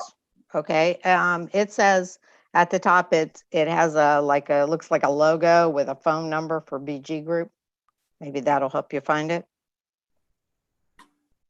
Are you talking about their performance bond or your payment bond? No, it says addendum. And it's ITB number 2020-03. Commissioner Bodie, if I may, where it says exclusion, it says exclusion to trees, landscape, plant material, and owner salvage. But now 2, it said work by the BG group. So to me, those are 2 separate things. I think the exclusion is But the it's trees, excluding the work landscape. by them. Right, but the work by the BG group, it says the BG group will remove these, will remove, load, haul, legal dispose of all combustions, solid and metallic debris resulting from the above capture removal work. So it's saying they will do that. Right, but it's under exclusion. I think that title means what more work should be done to within the project itself. It's not exclusion that they're not going to do that. I'm on the page where you are now. Exclusions are trees, landscape, plant material, and owner salvage. That's the exclusions. The actual work by the BG group includes all of the removal of all materials on site. I know where you are now. I see how it lines up on the page, but no, that's not an exclusion. The only exclusions are the trees and landscape and plant material. Okay. So no. Excuse me, city attorney, could you tell me if that's so? Well, it looks like the way that it's, through the mayor, it looks like the way that it's laid out on the page. One is a part of everything, which includes that exclusion piece, and then two starts a different topic, because it does say that work by the BG group, and it says they will verify, they will remove, etc. So it does not appear to be an exclusion, because by the very nature of the word will in both 2.1 and 2.2, I don't know how you would interpret it any other way. Okay, thank you. And then I just have one other question. Since we tore down City Hall and it cost us over $300,000, and we tore down the water plant and it was well over $300,000. The City Hall was 18,000 square foot. This building is 66,000 square foot, and we expect to do this for less money. How is that going to be possible?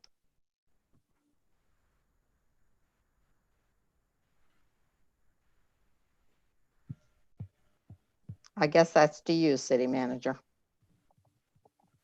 I conclude that we got some very high bids. And it So was we got not- overcharged for those two, is what you're saying. That's the question, I gotta finish. And no, we did not overcharge for those. So let's take that out the conversation as well. Those projects were budgeted at cost and what they were applied for that type of project. We got some very high bids for the hospital. The lowest bid was not the actual final agreement that we had. It actually was higher than this. However, knowing that we were only provided and awarded $300,000, and we didn't have any additional money to pull from any other funding streams, we were successful, thanks to CED staff and the director, in getting the lowest bidder to come down even farther too close to our cost of what we could afford. So I contribute this low cost, just being lucky on this project, while also keeping in the project all of the specifications that the buyer, the future buyer, wanted to see happen in this demolition project. So we were very fortunate to get this lower cost, even though, correct, it is a larger structure than City Hall. I contribute that to having good staff that can work with a winning bidder and negotiate and get us to a medium where we can do a successful project. So we were able to do that. And so we present to you the BG bid. Okay, so let's just say worst case scenario, they get it half torn down and they come back to us and they say, look, we can't do it for this. What's our recourse? We had that conversation with them as well. They understand this is all the money that we have on this project, and we will not be accepting change orders. So we had to have a diligent and confident conversation about where we were fiscally on this project and what they were able to do to attain the ultimate goal of complete demolition. So that did go into consideration as we were negotiating the cost down to an affordable price that the city could pay for this project. And city attorney, is that in their contract somewhere that there will not be change orders allowed? Well, it's for an amount not to exceed the $300,000. Mm-hmm. So it doesn't specifically speak to change orders, but it's not to exceed the $300,000 amount. Okay, thank you. City manager, did we require a performance bond on that particular project? The reason why It's attached to your packet, sir. You got a performance. Okay, so bond. that would answer Commissioner Bolden concern if, for instance, they don't complete the project and say, we can't go further because it's costing us too much. We got a performance bond that would protect the city interest in loss there. Correct. And Okay. and does that work, city attorney, that any monies that we've been paid out come back to us and we collect the bond as well to finish the job? This performance bond, and I'll try to find the section right now, is for the value of the project, and the project's value is 300,000. And so I'll find the language for you, but that is the amount of the bond. It's equal to the value of the project. Yes, ma'am. But I guess my question is, if we paid them 200,000 of it as we're moving along, and then they get to the point where they say they can't do it anymore, my question is, do we still have the 100,000? Can we collect our 200,000 back plus the performance bond, or is it just the performance bond? I'd have to look at the exact terms. I did write Mr. Williamson something on this issue. Let me see if I can find it.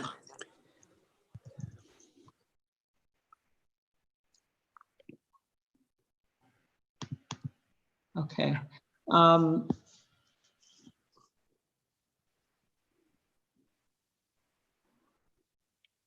One of the things that I wrote was it was an issue about insurance, which I'm told we do have it.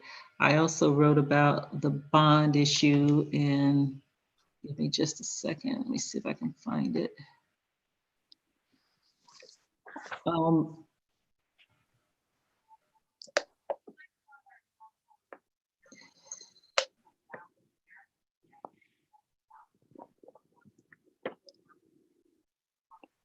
Yeah, I don't see it here right here, but if you give me a second, I hate to hold up the meeting. I'll look for the specific language. But I'd have to see what it actually says. And so I don't want to give you just an answer offhand. I need to find the actual document.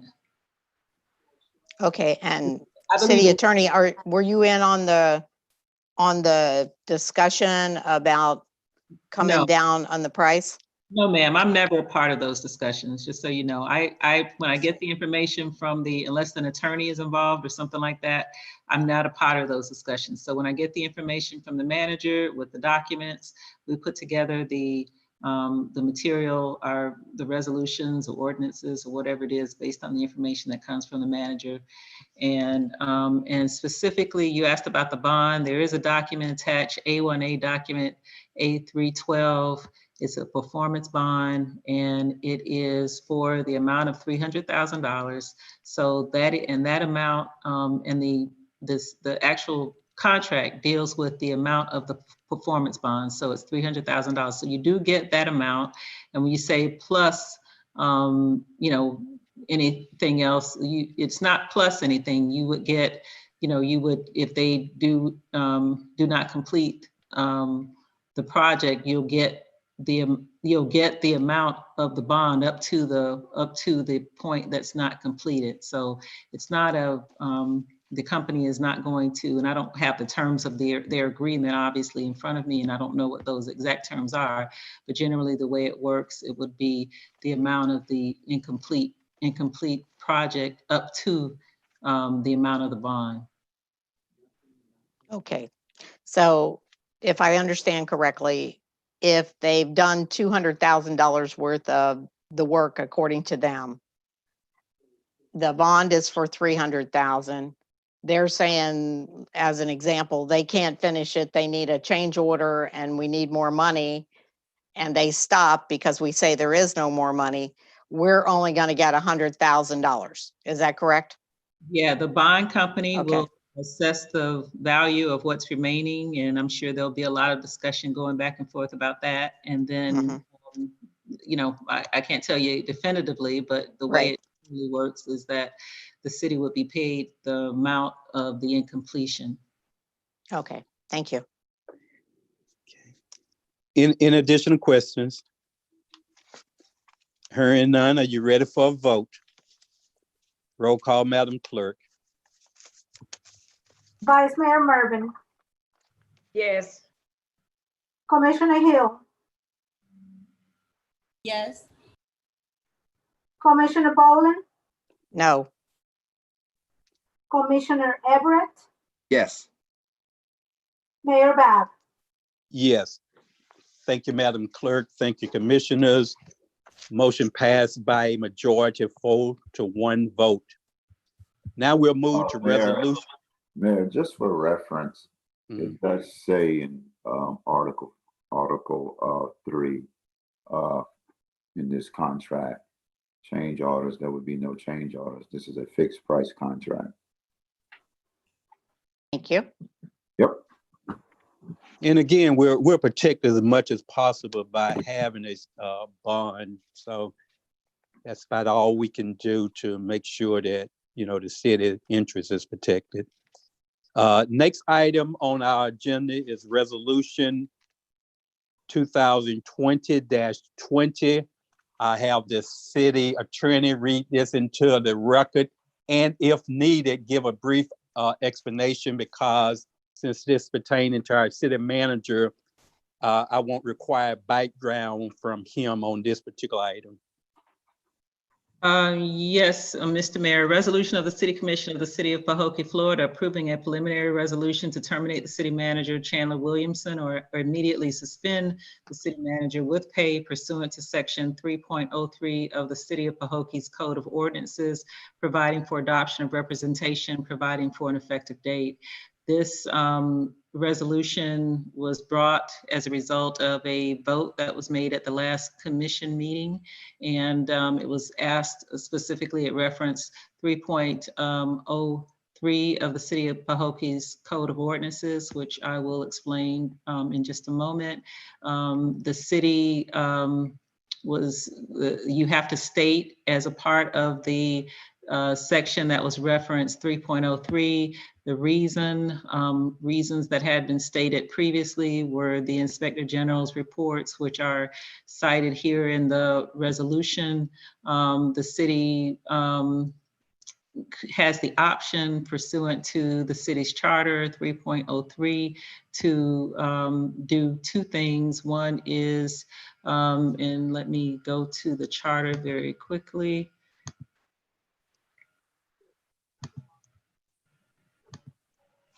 Okay.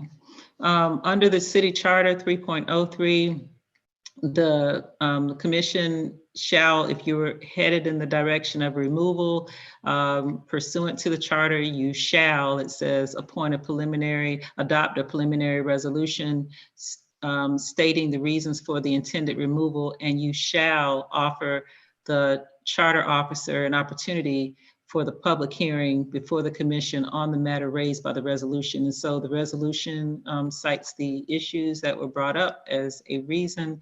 The preliminary resolution may also suspend the charter officer from duty with immediately with pay. The charter officer must accept the offer of the public hearing or file a written response within 10 days of the adoption of the preliminary resolution. So in other words, if you all were to adopt this preliminary resolution, Mr. Williamson would have 10 days from the adoption of the resolution, or the resolution becomes final at the expiration of the 10-day period, and the charter officer would then be terminated on that date.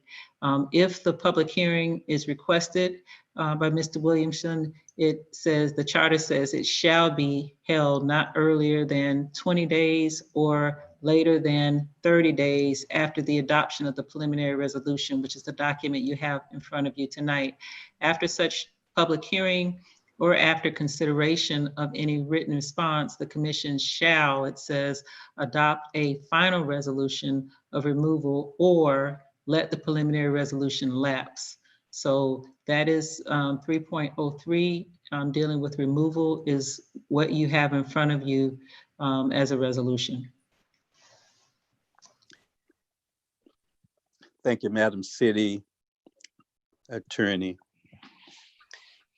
At this time, before we are able to move any further, if there is a motion and a second, we can move with discussion and a vote, if that's the desire.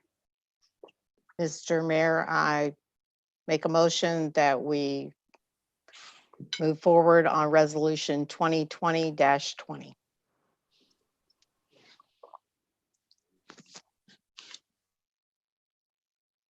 seconds.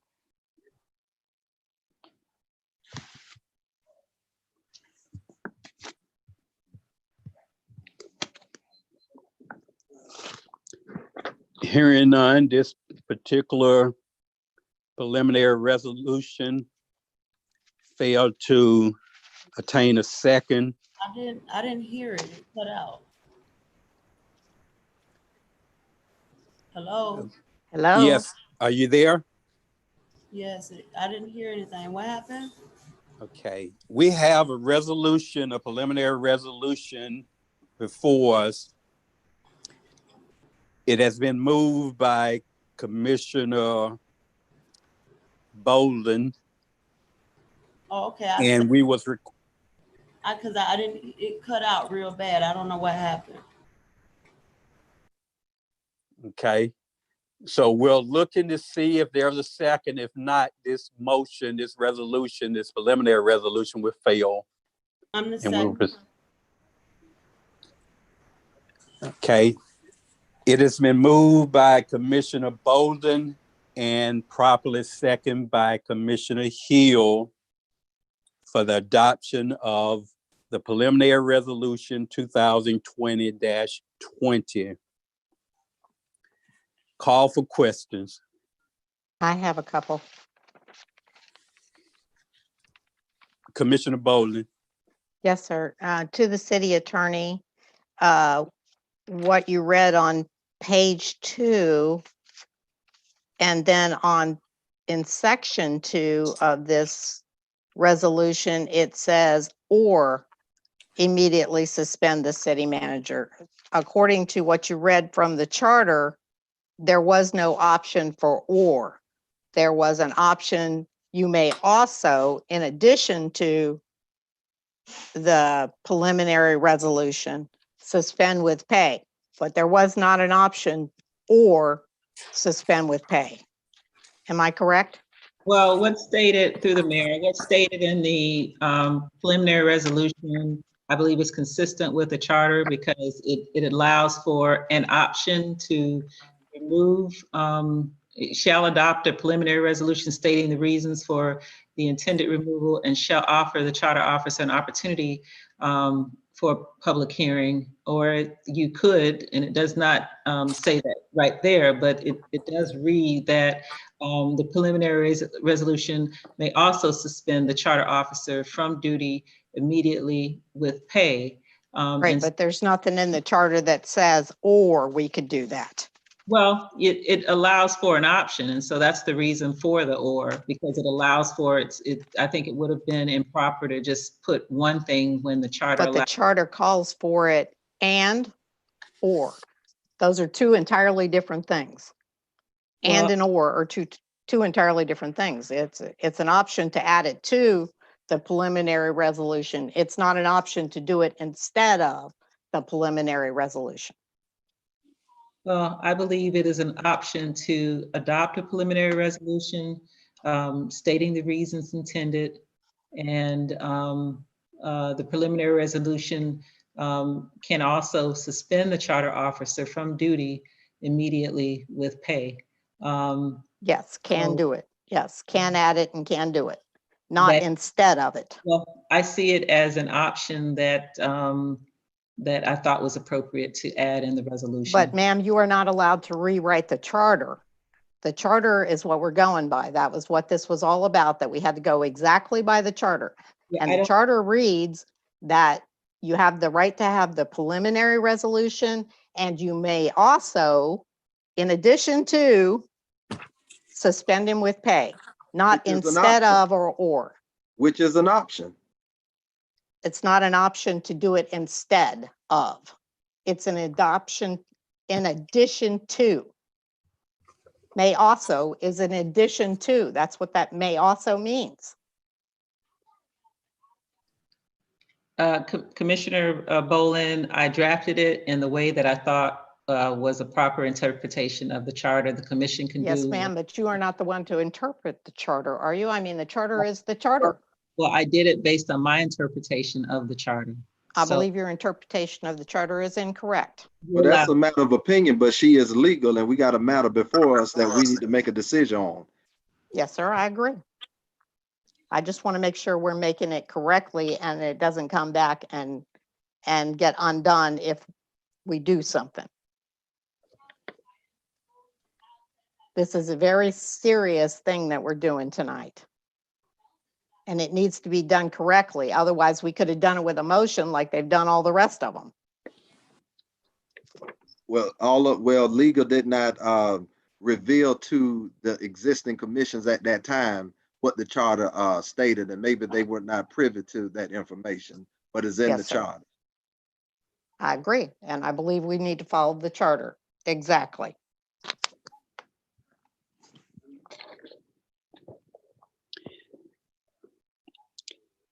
Because otherwise it would have Commissioner said, Boland, just state as part of your resolution, preliminary resolution, just and or, and it'll include both yes, sir, then if need I to. no, it just needs to include and, no or. The or needs to come out. It needs to I and. mean, Okay. And suspend with pay. Mr. Mayor, if I may, I mean, we correcting bills from last week because there's a typographical error. We have a resolution on the table.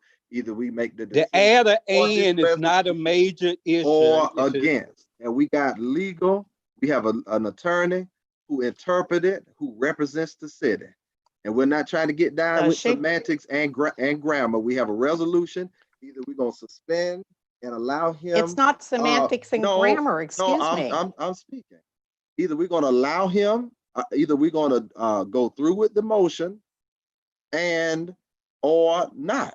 It was motion and But it was this way, second. the We need way to it reads now, we can do the preliminary resolution, but he's gonna stay right there in the office, writing checks, signing deals, doing his business while we're trying to get rid of him. Commissioner honestly. Boland, if I may interject, there's attorneys say you can do either, you can do both. So But that's not if- what if- this resolution says. I know what the attorney is saying, but that's not what the resolution Mr. says. Mayor, well, do you want to table this resolution to No, the sir, I Wording want to it, be I one want of it, the lawyer. Mr. Mayor, if I may, Uh-huh. I think Yes. maybe what she's asking to do is to amend her That's what I asked. her That's what I motion. yes, told her and she that's could what I do said. that. And then if Yes, he has a second to that from Commissioner Hill, then that would be an amended motion and then she can proceed. Thank you. I was Thank asking you. her that she wanted to before it got comments from others, but thank you. that's your Yes, sir. Yes, sir, I would like to amend it to read and instead of or. Commissioner Hill, are you seconding that? Yes. Okay, the motion has been amended to add and. In additional questions? Well, since we're on the floor to discuss this, as I said from the very beginning, I do believe that the city manager needs to be disciplined. But I'm not in agreement with lumping in Techno Marine or the bonus pay in this decision making. Because some of the very people in whose comments I've heard tonight, listing Techno Marine as an issue of theirs, I was given from a private citizen text messages and emails where they were in full support of the city manager's decision with Techno Marine and what he did because he was supporting at that time, or he was working, I guess, in agreement, or they felt he was in step or in rhythm with their expectations for the marina. So I'm just speaking for me. I just don't believe it's fair because it was addressed prior to some of us being on the dais. That decision was made prior to my being on the dais in 2017. And I think it's unfair for us to lump a 2017 IG report along with a bonus pay IG report into a decision regarding this current IG report. If you want to discipline him about the current IG report, that's fine. But I think it's very unfair when those things have already been discussed. That's just my opinion. I'm not trying to get no debate with anybody tonight about that. I say what I say. Okay. In lieu of you saying that, Commissioner Everett, we are required to list the reason. You can actually amend this motion to exclude that as being part of the reason that we're considering this. Mr. Mayor, I'm full aware that you have to state a reason.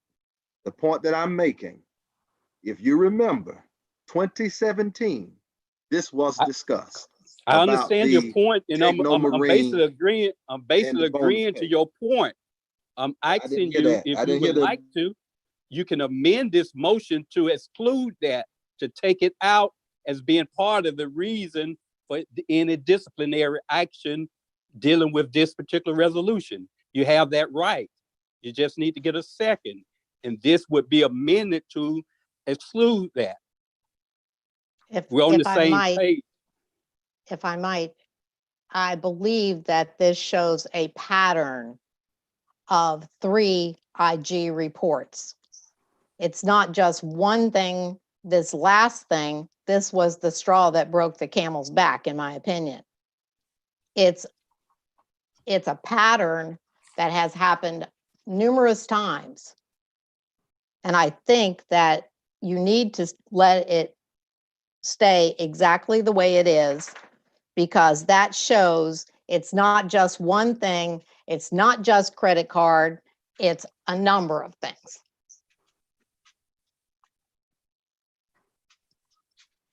Yeah, and it's the same interest group writing letters now was in favor of the pattern when it was in support of Technomarine because a potential investor was going on the marina.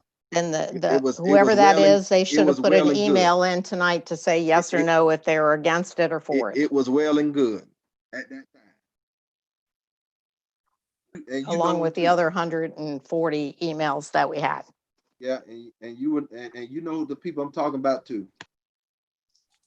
No, sir, I don't. In addition, a question or comments from the commission? Hearing none, are you ready for a vote? Roll call, Madam Clerk. Commissioner Boland, Yes,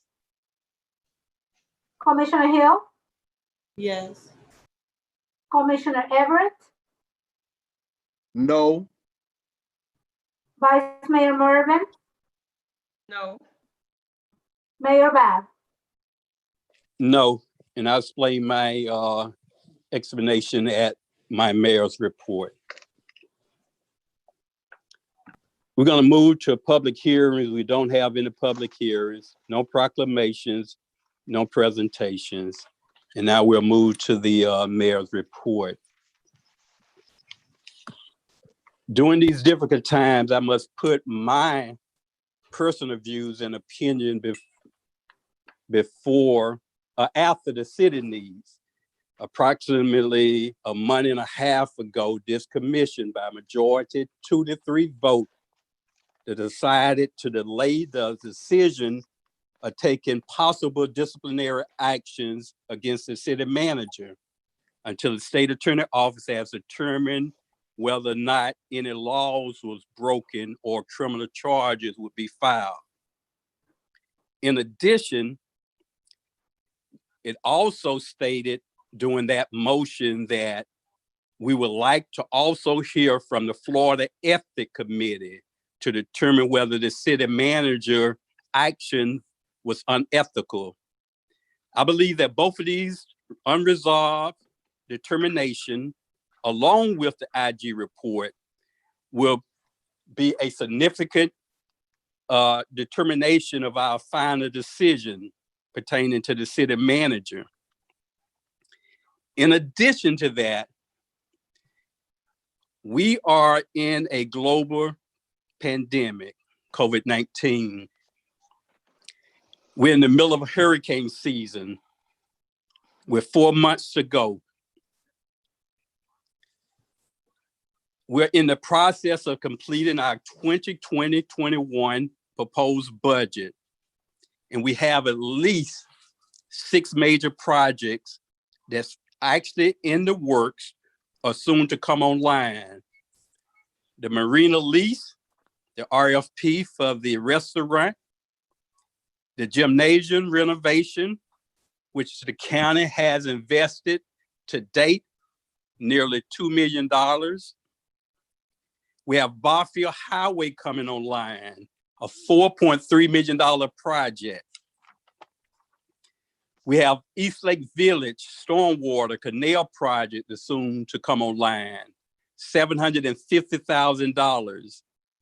This is a time-sensitive project.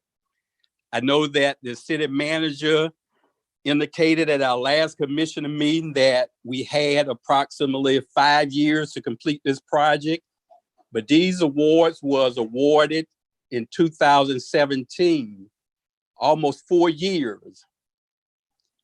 And with this pandemic and the additional impact it's having on the state, this money is not gonna continue, I don't believe, to sit on the table to wait on Pahokee to decide that this project needs to move forward and get properly reimbursed for it. So it's a time-sensitive issue. The hospital demolition, a $300,000 project, with investors really eager to provide some housing on that property once it's cleared. Palm Beach County is also investing over $5 million in the non-congregate living facility, the COVID-19 shelter for those who need to be isolated from their families if they contract COVID and don't have the proper facility to isolate in. I say this not as a excuse for not terminating or disciplinating the city manager, but we got to take in consideration during this COVID epidemic to identify someone who can step in.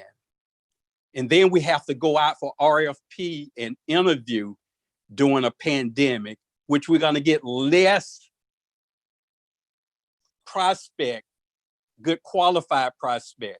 I'm not saying it's a perfect time to do anything, but this is one of the worst times we can be without a city manager. And then if the state attorney office determined that there was theft, this is almost an open and closed case in most instances. We agreed to wait. That was a majority. I was in the minority vote. At that time, I felt we needed to move forward. But I have to respect the majority of this and let the process work itself out. If the majority is convinced that there was some wrongdoing, then there will be appropriate disciplinary action taken against the city manager at some future date. And it could come sooner or later. I don't know the time frame for the state attorney's office to complete their investigation, but I think we need to wait on that process to carry out. And that's my main reason and concern for not moving forward on the vote to terminate the city manager. In addition to that, I just have 2 additional announcements. On August the 15th, the city of Pahokee will be having the 2020 annual Back to School Bash at Martin Luther King Park. We'll be giving out book bags and free masks to the public, but the ages for the book bag is 5 to 18 years. And this is a drive-through event.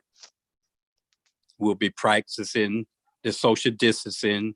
The parents or the student won't need to get out of their vehicle. So this will be a safe event for our community.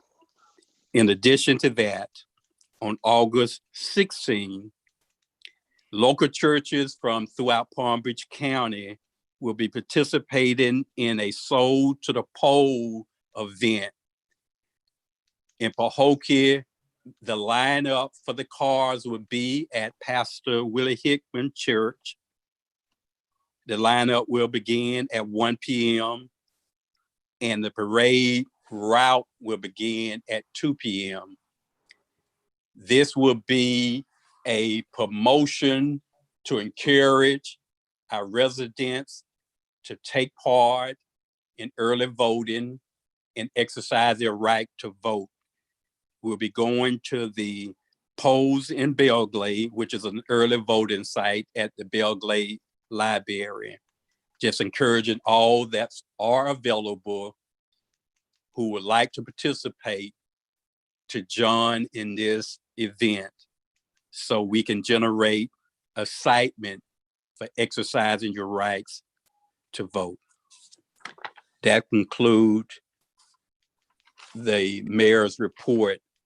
Now we'll move to the city manager report on project updates.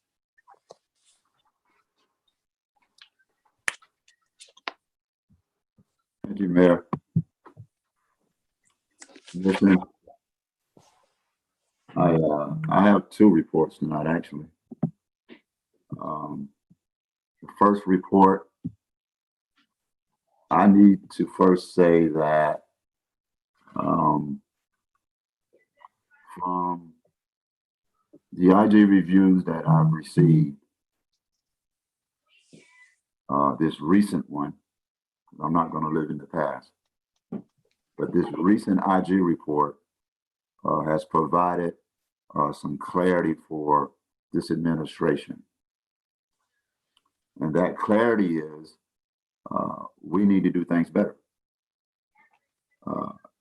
I need to do things better when it comes to documentation sufficiency and ensuring that all of our documentation, my documentation specifically, because this is not a staff issue or a city issue, it's a city that I practice fully what our policies, which we do have in place, prescribe. So in saying that, I need to be much more difficult on my practice as a city manager for the city of Pahokee. Certainly a better professional when it comes to ensuring that all of our documentation aligns with our expenditures. So there is no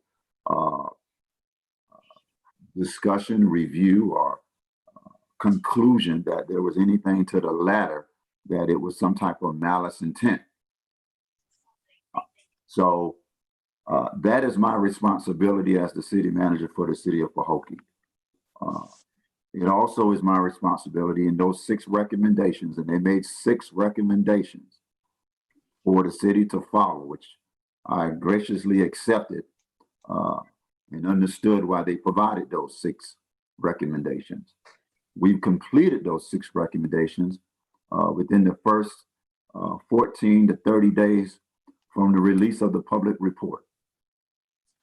And I take responsibility moving forward that the practices that are in place, the review of practice of expenditures with our cards, that I also reach out to the commission, the mayor, and ensure that you understand those policies as well. That's my responsibility. But more so, this is about the city manager. It is about my practices, and I have to take ownership for that. And I have, 100% for the city of Pahokee. More in particular, my staff looks to me to be the leader for this city.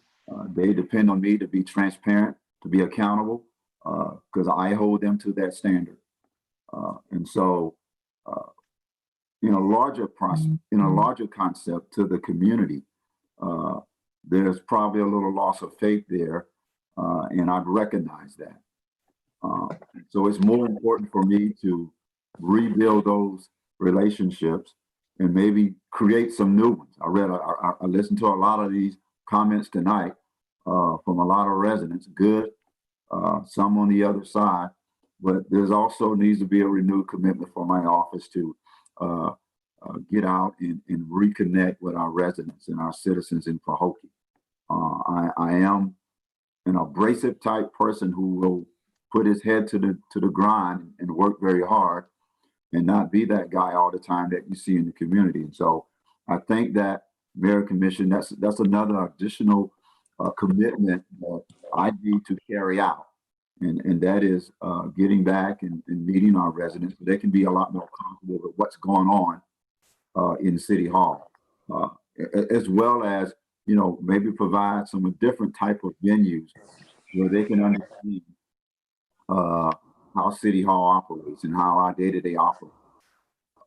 So it's certainly, you know, a humbling experience to go through this type of process and come out on the other end of it a better person, a better city manager for the city of Pahokee. And that's why I came to the city of Pahokee 5 years ago.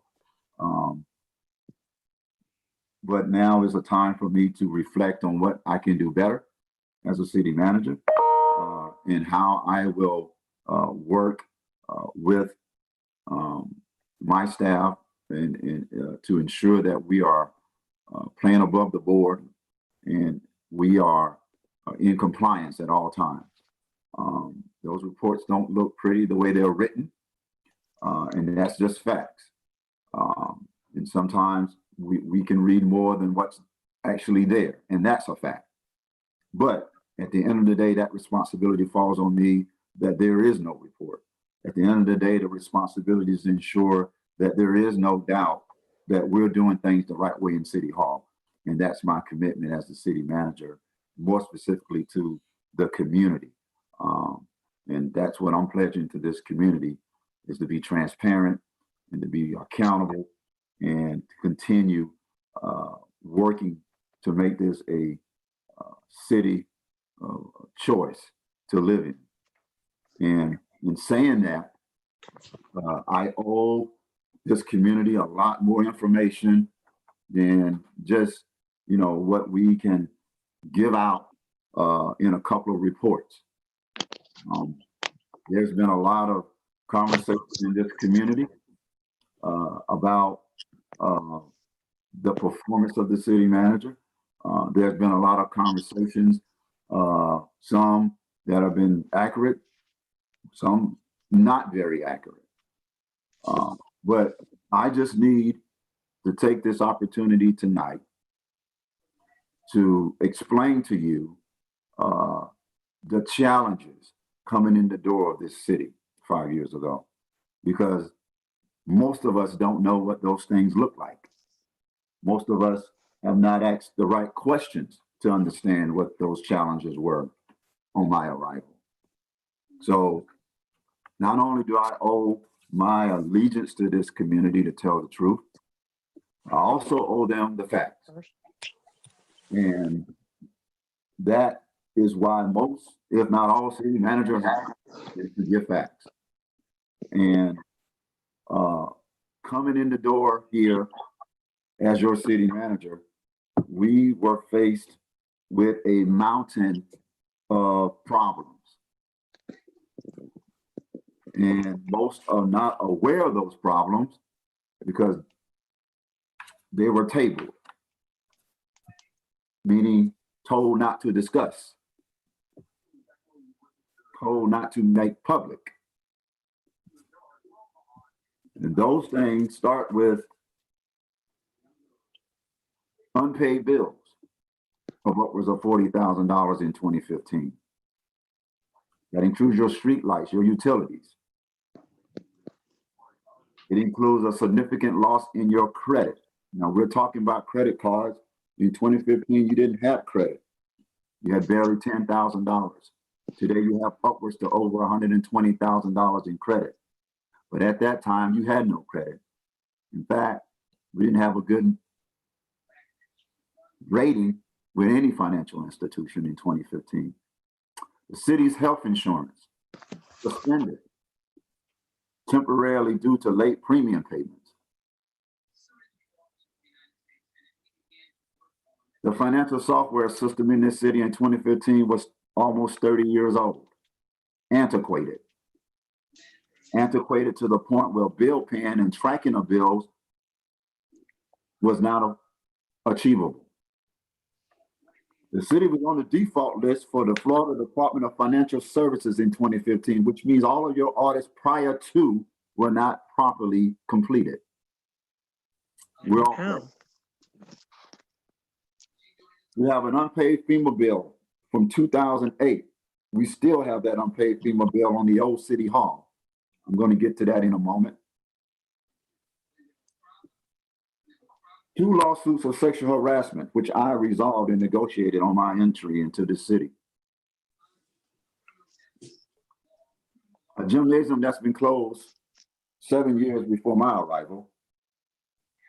2 deteriorating parks, Commissioner's Park, the Marina Park.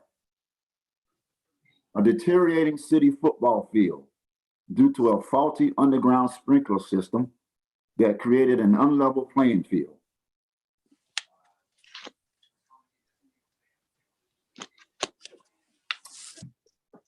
Deteriorating apartment buildings. $40,000 to renovate the city hall. We paid that to somebody's spouse. And I came in for $5,000 and renovated it again. Those are just some of the things and the challenges that I faced here 5 years ago. I got a longer list, but I want to focus, if you can indulge me for a moment, on one of the largest challenges that has gone unknown in this city, and that's the old City Hall. In 2008, Tropical Storm Faye came to the city of Pahokee, and the city was forced to move out of that old City Hall. When we moved out of that City Hall in 2008, we then went into FEMA trailers at a tune of about $64,000. In 2009, in February of 2009, at that time, the city concluded a certain amount of damages, which was 50% of the assessed damage cost. On 3/31/09, the FEMA CF team, that is the certification team, came to the city of Pahokee and told the city of Pahokee that those damages were only $2,356, not the hundreds of thousands of dollars. I need you to understand what I'm saying. The damages were only $2,356. The city hall damages was not found to be over the 50% costing storm damage. Therefore, the acceptance of getting trailers for relocation of staff was insufficient. Now, I don't know if we can put it on the screen for Exhibit A, but there's a FEMA document I need you to read. And it specifically says that at that time, the CF team found no significant damage of that old city hall. They actually concluded the water breakage of the shingles was due to maintenance neglect. Subsequently, from 2009 to 2010, we moved into the old doctor's house that we now call 207 Begonia Drive City Hall. We then purchased that house for $250,000 when all we had to do was fix the old City Hall for $2,346.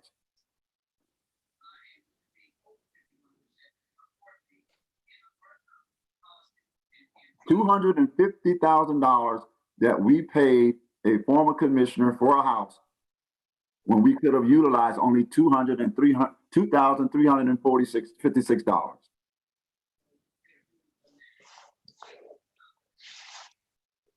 That's a fact. The city hall then sat there idle for another 7 years, exposed to nature. And when I arrived in 2015, one of the main project goals was demolition of the old city hall. We were fortunate to be awarded $350,000 of public dollars for demolition.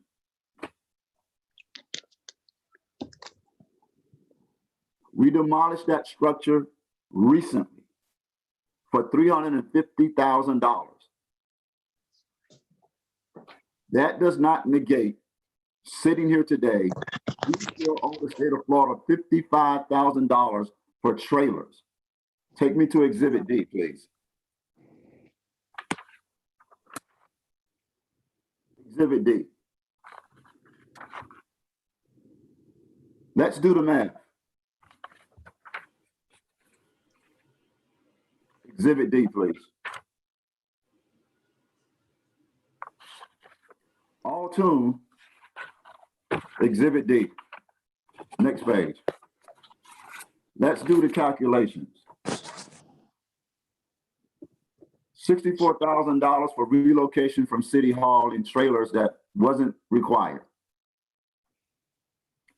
$250,000 purchase of 207 Begonia Drive in 2010, which is the current City Hall. $350,000 for Solid Waste Authority demolition funds to demolish the City Hall. All told, we have expended $664,000. Demolition of an old City Hall, which only would have cost us $256, $2,356. That doesn't include the $40,000 that we paid in the 207 Begonia Drive for renovations. Now, I owe that to the public because I need to be transparent. And those questions, just like these responses tonight, Mayor and Commission, have plagued this administration for the last 3 years. Now, I'm not here to point fingers. I'm not here to say, aha, we got you, because I have to be a better city manager, but I need to be transparent with the people of Pahokee to get them to understand where we are with this city hall and why we still owe $55,000. And this is a good opportunity to provide all of these things publicly to the city of Pahokee. There are some additional items and practices that we've engaged in that can be easily called into question. But the most significant one is the last election you just heard, the old City Hall, and the spending of public dollars in this way. I have to figure out a way to pay that $55,000. Right now, I'm appealing it, and I'm hopeful that we will win that appeal.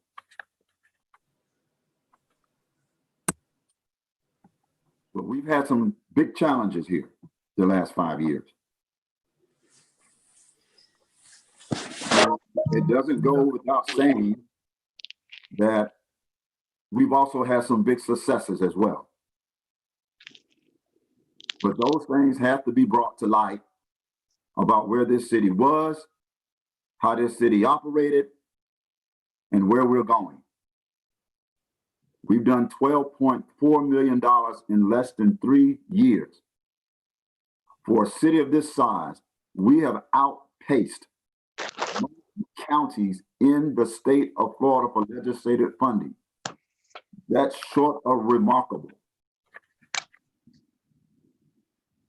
We have in front of us significant projects that will change the landscape of the city of Pahokee forever. And we're excited about that. This administration understands where we are going and what these projects mean for the city of Pahokee. I want to be a part of that because I brought that vision here 5 years ago. And with all of the challenges that you just heard, all of the things that we faced 5 years ago, this is where we wanted to be in 2015.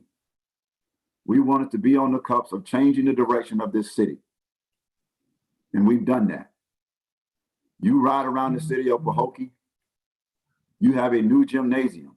I was just there this morning and they're putting in the new gymnasium floor. You go over to Commissioner's Park. You ride over to the Marina Park. Yes, it's closed now, but it's operable. We've done significant projects here. We've resurfaced 75% of the city's streets. And we're about to start phase 4. We're removing an eyesore in this community, the old hospital that's been here for over 2 decades, closed. Replacing it with affordable housing for our residents and for our citizens. We have outside investment groups, major outside investment groups that have now turned their attention to the city of Pahokee. We have forged relationships with individuals who never gave Pahokee a second thought. And that's not just because I've been successful, it's because we've been successful. It's not just me in City Hall or in Parks and Recs or in Public Works or the Marina or the cemetery. It's all of us working together. But I know that I am responsible for everything that is talked about in this city. And even those things you just heard of where we came from and what we faced, what we still face, we're moving forward. But I ask you to do a fair assessment of this administration. Do a fair assessment of our performance. Do a fair assessment of what happened in the past. Do a fair assessment of what they left us with to resolve. Do a fair assessment when we talk about the use of public dollars. Finally, I just ask for your support. And I know it hasn't been easy. But I'm telling you tonight, that I have a renewed commitment to this city. I have a renewed commitment to the citizens. I have a renewed commitment to making this a community and city of choice in Palm Beach County, and we're going to get there. Despite all of the negative, we're going to get there. Because our positives outweigh our negatives. It outweighs our negative foresight that has been rained down on social media or written about in newspapers. And if we remain focused on where we're going, no one can step in our way regardless.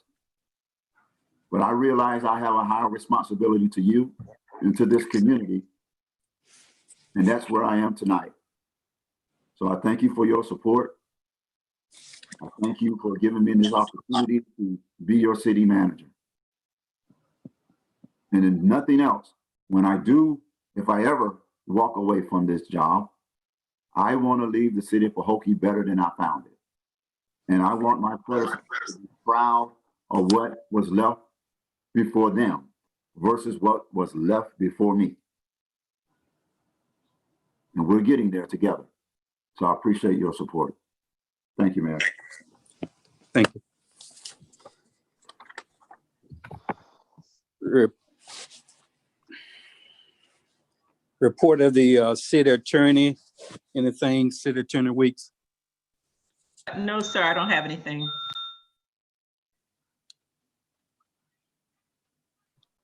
Okay, old business, 246 East Main Street, City Manager. Mayor, Commission 246 East Main. I had an opportunity to speak with the prior individual that leased from the city. As you are aware, we're in a legal pattern right now with this individual and his company. They would like to request that the city manager and themselves go into a negotiation phase to mitigate this lawsuit by negotiating a cost to sell if agreed upon by the city commission. There's been no negotiations with this company. They just reached out and indicated that they would like approval to go into negotiations to offer the city a sale amount for 246 East Main. From this point, I would have to let the city attorney provide any additional information at this time on 246 East Main and where I need to go with this individual from this point.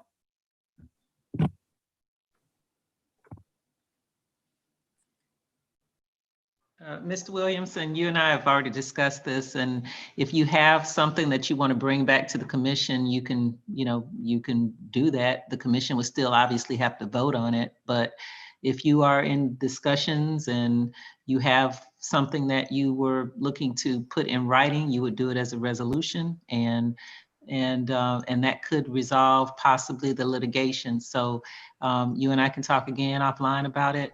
But I don't know if there's anything that I can add at this point in a public meeting about a litigation matter. Excuse me, I have a question. Well, then I guess I'm looking for some type of direction from the commission to. I think she basically, to myself, answered that. You can go in any negotiation, but we still have the final say whether or not we feel that's adequate or not. So I don't think the commission. Motion, that's all. I don't know. So I just. Yeah, I don't think the commission will prevent you from openly trying to reach a settlement. I mean, we still have the final word on it, whether we feel it's a fair settlement or not. So if you're looking for a motion, I mean, we can ask if the commission, I can't speak for everyone myself anyway. If the commission desire to have a motion put on the floor to allow the city manager to go into some discussion about a settlement on this particular lawsuit, you have that. Yes. Mr. Mayor, I would not advise that. Okay. If we wanted to have a shade meeting, I'm not asking for one, but if the manager has already, if he has an idea, I'm just asking if you all will allow him to bring that idea back. I'll help him shape it. And then we can bring it back for your consideration. Mr. Mayor, can I ask a question? Yes, ma'am. Yes, city attorney, if we have a lawsuit and they have an attorney, shouldn't you always be present when any discussions are held about this? No, ma'am. Two clients can speak. I did receive a letter, as I indicated at the very last meeting when you asked about it, from the other attorney, and he said the clients were speaking. And so he has basically not returned my calls because he said his client was speaking with mine, and that is totally allowable. And what I am suggesting at this time is that we not have a discussion about it on the record. I wouldn't want to, if that discussion between them does not work out, I would not want them to hold anything that you might say against the city or look as though there's an admission of any kind or there's an agreement of any kind. What the city manager can do at this point, which I am recommending, is that he brings something back to you if he'd like for you to consider it at a later date.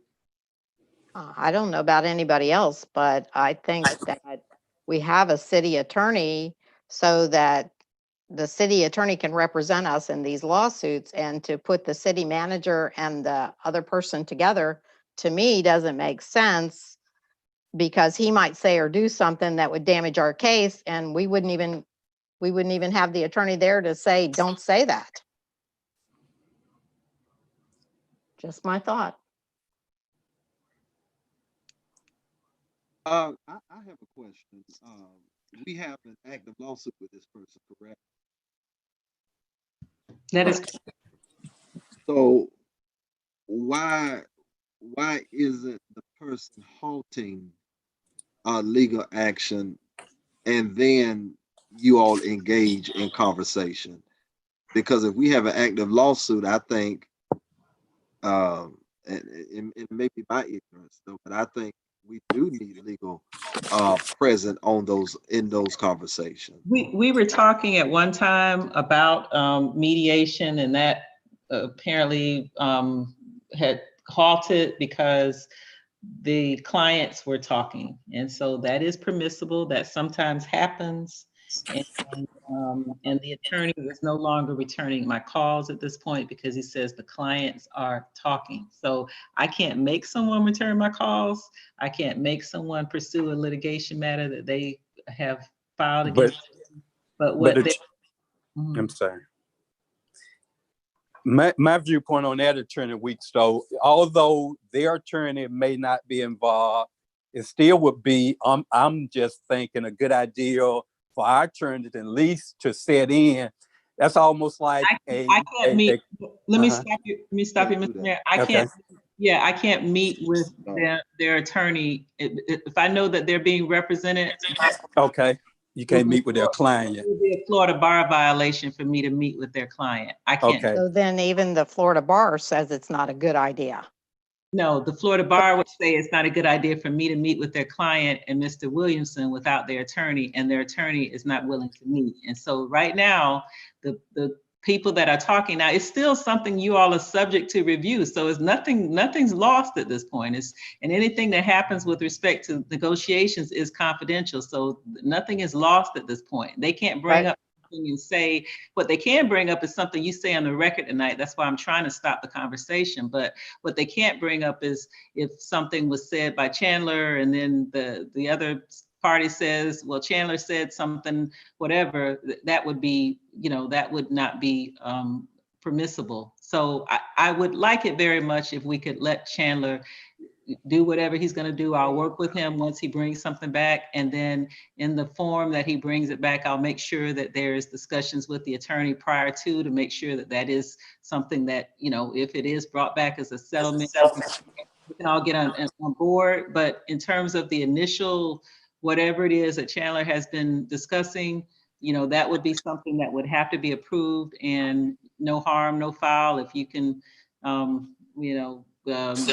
move it along, which they seem to think they are moving it along, I would just ask that you all allow them to see if that can happen. And at some point, we're going to be involved anyway, the attorneys. So you're not losing anything, in other words.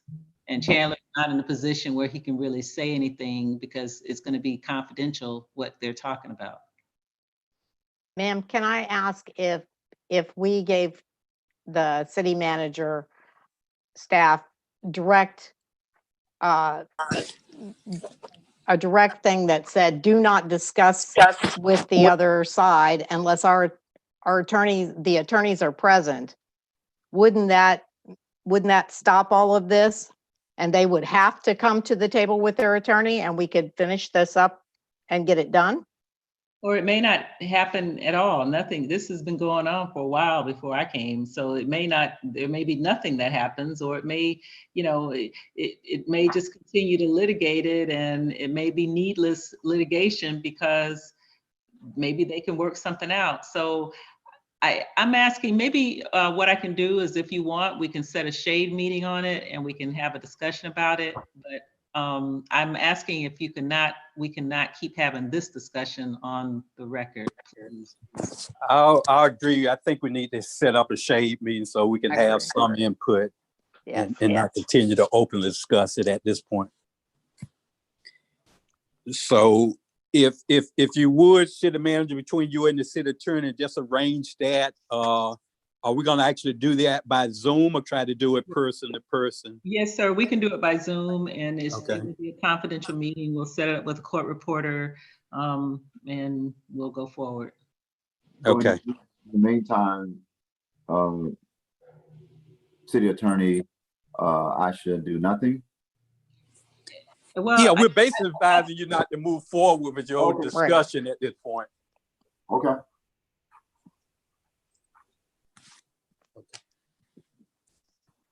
That's it for 246 for me, Mayor. Okay, thank you. Now we'll go to, we don't have any new business. Future agenda items of the commission, if any.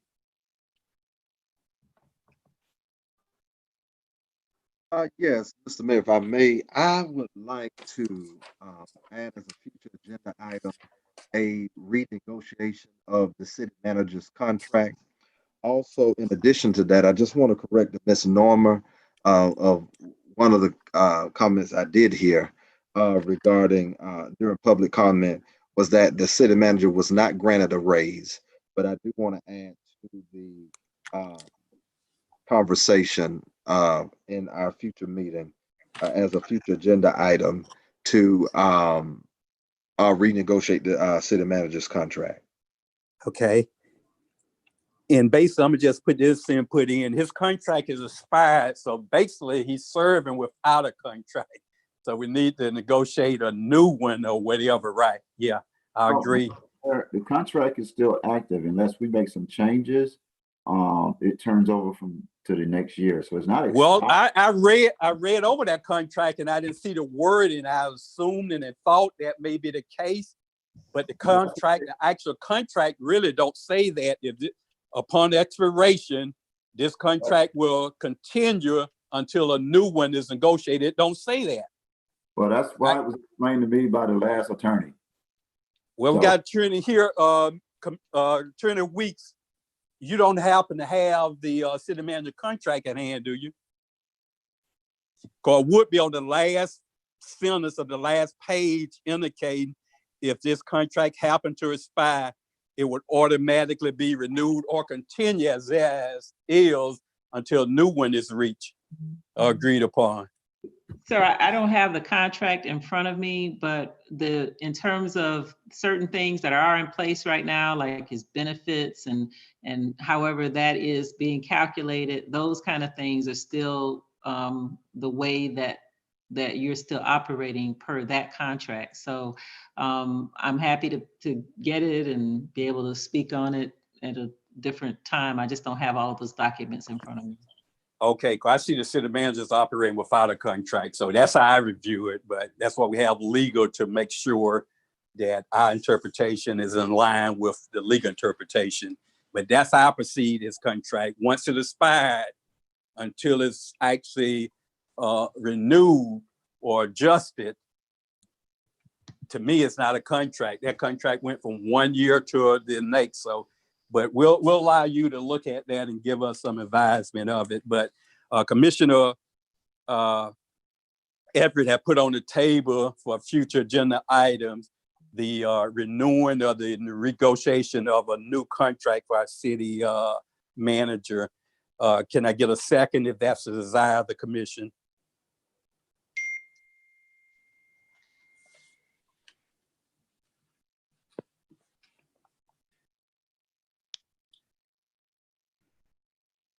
Okay, without a second, that won't be added. I guess the commission as a whole don't feel that's needed. I would think if the maybe waiting on the outcome of the other areas. So we'll move on. Any other item, Commissioner Everett? Mayor, No, sir. All right, thank, I'll just wait for comments to state my comments. okay. Yes, We'll sir. move to Commissioner Wait, Bolden. yes, sir. Okay. I'd like to add, if we could add PBSO Officer Deputy Torrance to the agenda next week to talk to us. He has a program that he would like to present where he could do some things with the kids in Pahokee, and PBSO would take care of everything for us. Also, I would like to add Audrey Wolf from Palm Beach County Facilities to the agenda next meeting to give us an update on what's going on with the non-congregate facility there on East Main. Okay, she actually had a meeting with myself and the city manager along with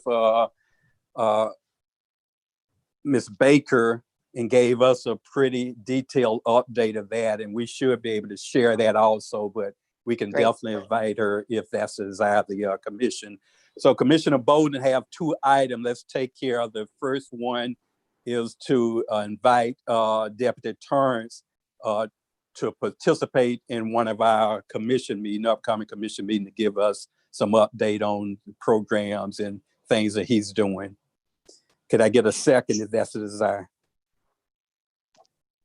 I'll second.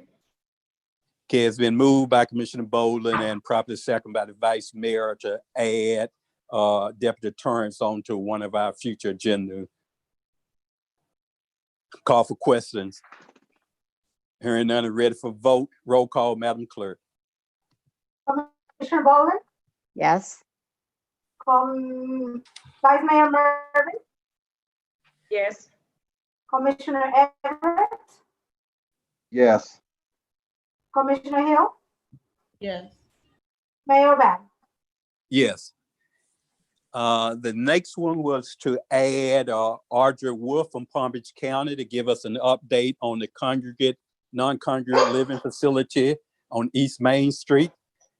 Can I get a second if that's the desire of the commission? I'll second.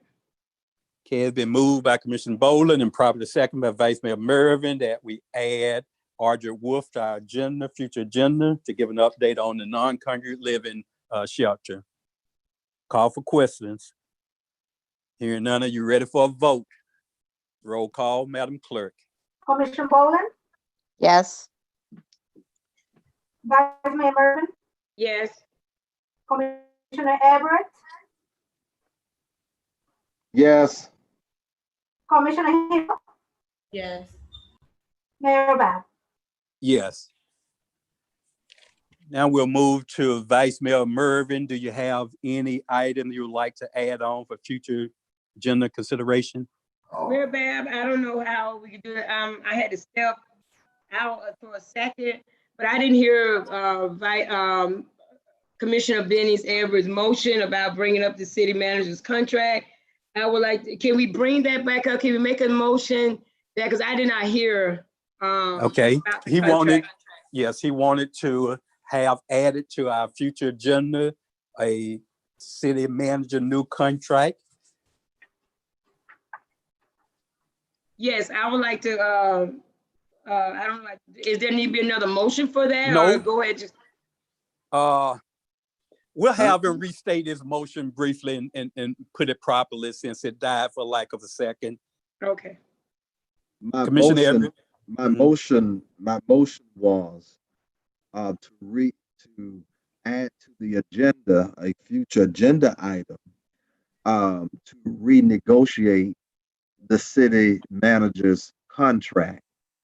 I prefaced that statement by saying we did not give him a raise in response to a public comment. I'm noticing that misnomer is a constant conversation at each meeting.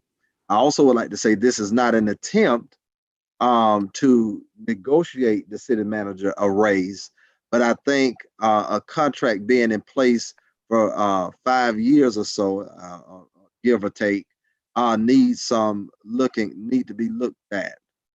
and there needs to be some renegotiation. I second that, Mayor. Okay, it's been moved by Commissioner Everett and properly seconded by Vice Mayor Mervin that we add to our future agenda item the renegotiation of the city manager contract. Call for questions. I guess I have one. Would it be possible for you, Mr.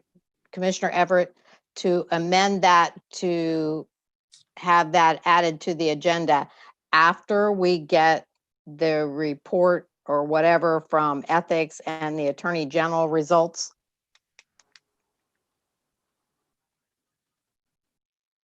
I stated my motion. Now, if someone else wants to amend it, that's fine. I'd like to amend it then to state that we would do that after we get the results of ethics and the Attorney Mayor General. Bab, no one can amend another person's motion. We got to first deal with the motion that's on the floor. No, you can amend the motion, long as it don't drastically change the motion. You can amend one before it's actually taken to a vote. She'd have to get a second to that amended motion. You both vote on the amended motion first. If that fail, then you go back to the original motion. If there's a second to Commissioner Bolden's motion to amend the motion of Commissioner Everett to state that the negotiation will begin after we hear back from the state attorney and the ethics office.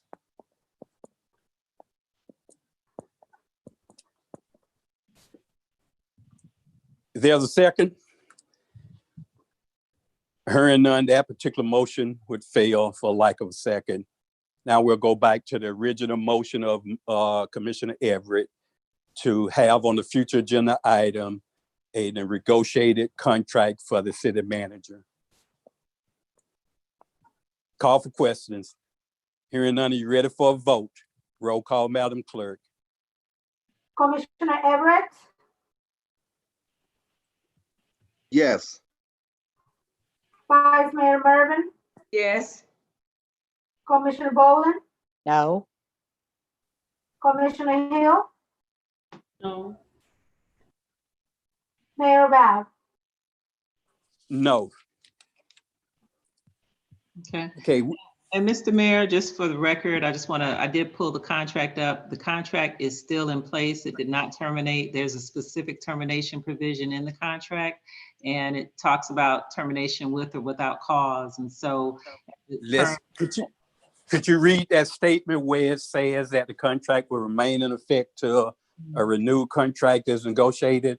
well, it doesn't say that, but what it says is that termination of this contract is section 3, and it's the city may terminate this contract as set forth below. And it talks about termination with cause and what that does, and termination without cause. But unless there's a termination, the contract remains in effect. So the contract itself don't have a beginning and end date there? The contract does not have a beginning and end date. Let me look at the very top of it. It just talks about, actually the one that I'm looking at, there's all kinds of different stuff going on with these contracts, but this one particularly, I can tell you when it was signed. I don't know when it I'm assuming it began when it was approved in the city commission, but this one was signed. I do have one that is only signed by the manager. And then that one was, and then there's another one, there was an amendment, or there was something else that was done in 2017. And then the 2017 one was actually was done as an amendment. It says amendment number 3, but I don't know where amendment number 2 was. It could just be mislabeled. Mayor, let me just finish real quick, please. And that one, it does say the term of the agreement, and it references the April 6, 2015 contract. And it says that this contract shall commence on April 6, 2015, subject to the provisions of this agreement. This agreement shall not prevent, limit, or otherwise interfere with the right of the city manager to resign at any time from his position with the city provided that he provides the city with 30 days notice in advance if the manager resigns, and it goes on to talk about resignation. And then it goes into section 3, termination. The termination language is similar to the one in the previous contract, and it still deals with termination of the contract with or without cause, which neither one of those things has happened. And therefore, the contract, that contract that was signed then is still in place. Now, this contract that was dated 5/8/17, signed by Mr. Williamson and you, Mayor Babb, and a city clerk at the time, this one is still in effect. So the 2017 contract is still in effect, and it continues, and because there's been no termination in either of the ways that set forth, which means that the benefits provisions are still in place. All of the contractual provisions that are set forth in terms of compensation, everything is still in place, and that's the last one that I have. Okay, my only problem, I don't want to prolong the conversation on that, is if you don't have a beginning and end date in a contract, and then you don't have a stipulation that the contract is fine. I thought there was annual contract that was being presented, so. It is not. Hence, that's why I was asking for renegotiations of the city manager's contract. There was reasons behind that. And I guess we just need to look beyond the personal and just do business. Okay. Because I have some grave concerns about the contract. Okay. Well, I share those concerns too. I don't know particularly yours, but during our last negotiation, it was some areas in there that I wasn't totally in agreement with. So we have it on the agenda, so we'll move forward with that process. No, it's not on the agenda. It failed, didn't it? Failed, Mayor Bear. Failed. Yeah, it's not on the agenda. That person will get in the way. Okay. Let's just come back at this on another day. Oh, okay. Thank you. My bad. Okay. We'll come back at it at another date, Mayor.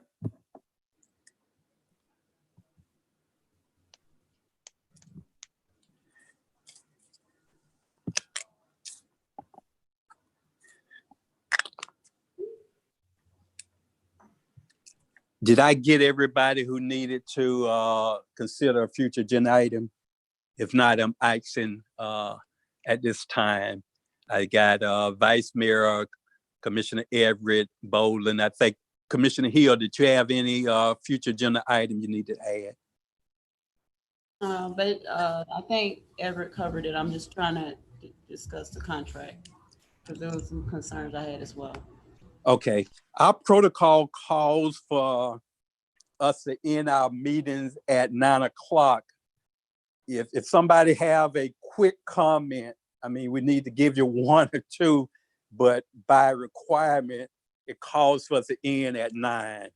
So I'm allowed just a brief comment, and then any other additional comments we need to hold to our next commission meeting. I apologize for that, but I'm looking at the clock and I want to follow proper protocol. So at this time, quickly, are there any feel-good announcement or any comments from the commission? And I'll start with Vice Mayor Mervin. No, Mayor Bear. Okay, thank you, ma'am. Commissioner Everett.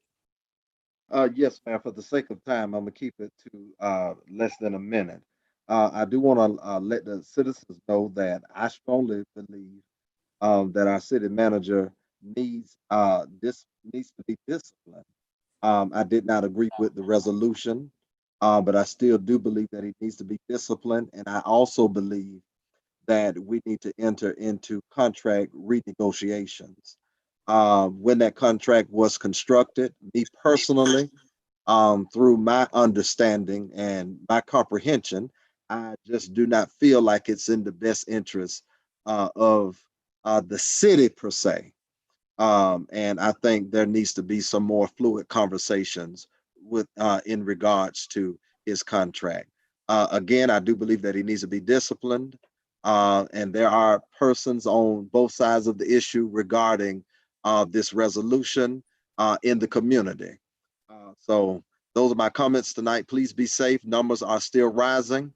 And let's hope that our school district will not have to change their plans drastically, because we're seeing the effects of children being impacted by this deadly virus. We got lost in conversation. I hope, Mr. Mayor, we can do something for that family who has lost 4 family members due to this virus, from my understanding. Have a good day. Okay. Thank you, sir. Commissioner Bowling. Yes, sir. I'll be brief. I would like to make a motion to reduce the city manager's spending limit from 10,000 to 500, and to have finance department hold his credit card like they do the commissioner's credit cards until we receive the report or whatever results from ethics and attorney general's office. Yeah, you can't do that. That's in the ordinance, and you'll severely cripple the operations of the city. I can't make a motion? Not against that ordinance, and you'll severely cripple day-to-day operations of a city manager. What's the ordinance? What number? That my spending limit for day-to-day operations is $10,000, and that's an ordinance. Yes. What ordinance?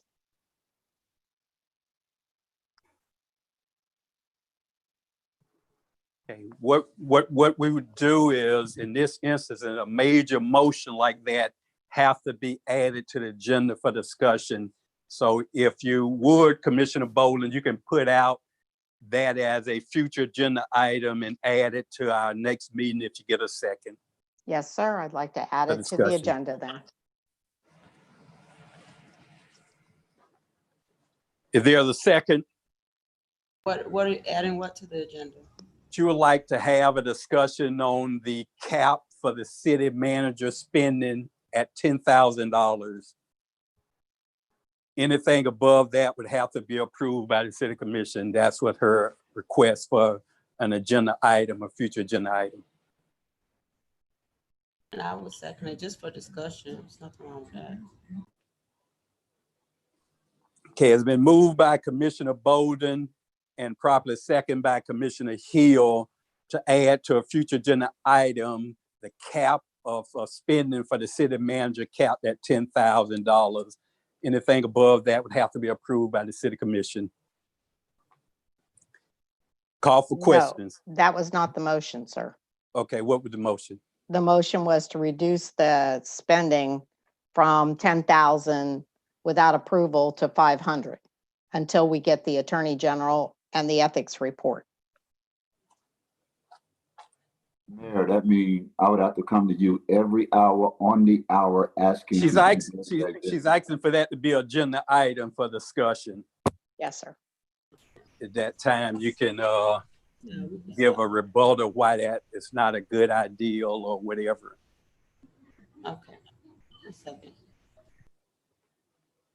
Call for questions. Hearing none. Are you ready for a vote? Roll call, Madam Clerk. Commissioner Bowling, Yes. Commissioner Hill, Yes. Commissioner Everett, No, I think that's an ordinance. That's a what? I just said no. Okay. Vice Mayor Mervin, No. Mayor Bab.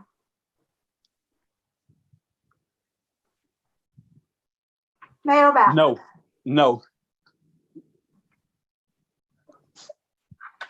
Commissioner Hill. Basically, I want to go, I agree with Commissioner Everett with the depth of the contract. We need to, we need to discuss, as well as the, I wanted to go back to the code of ordinance as well, because I feel when we're in discussions like this, sometimes we have that time limit, but these are very important items that we need to try to, settle in a fair manner. So in a way where, we're thinking straight, we don't have to just rush through it. I think we need to add a little verbiage to something else to one of these ordinances. That was the ordinance I was Okay. Okay. Thank you, ma'am. And finally, I'd just like to say in closing that I agree also the disciplinary action based on the IG report, it just was deferred tonight. Whether or not the state attorney filed charges or not, there still would need to be some appropriate disciplinary action, and it shouldn't just be a tap on the wrist. We all know the good works of the city manager and the things that he have done and accomplished, but on the same token, one bad error, a bad judgment can outweigh 100 good deeds. So we have to be accountable for what we do. And that day will come, whatever disciplinary action will come. But this is just a deferral. We still need to act on the final report once it's concluded from the IG and the Ethics Commission. And saying that, good night, and thank you for participating in our regular commission meeting. Thank you. Bye-bye.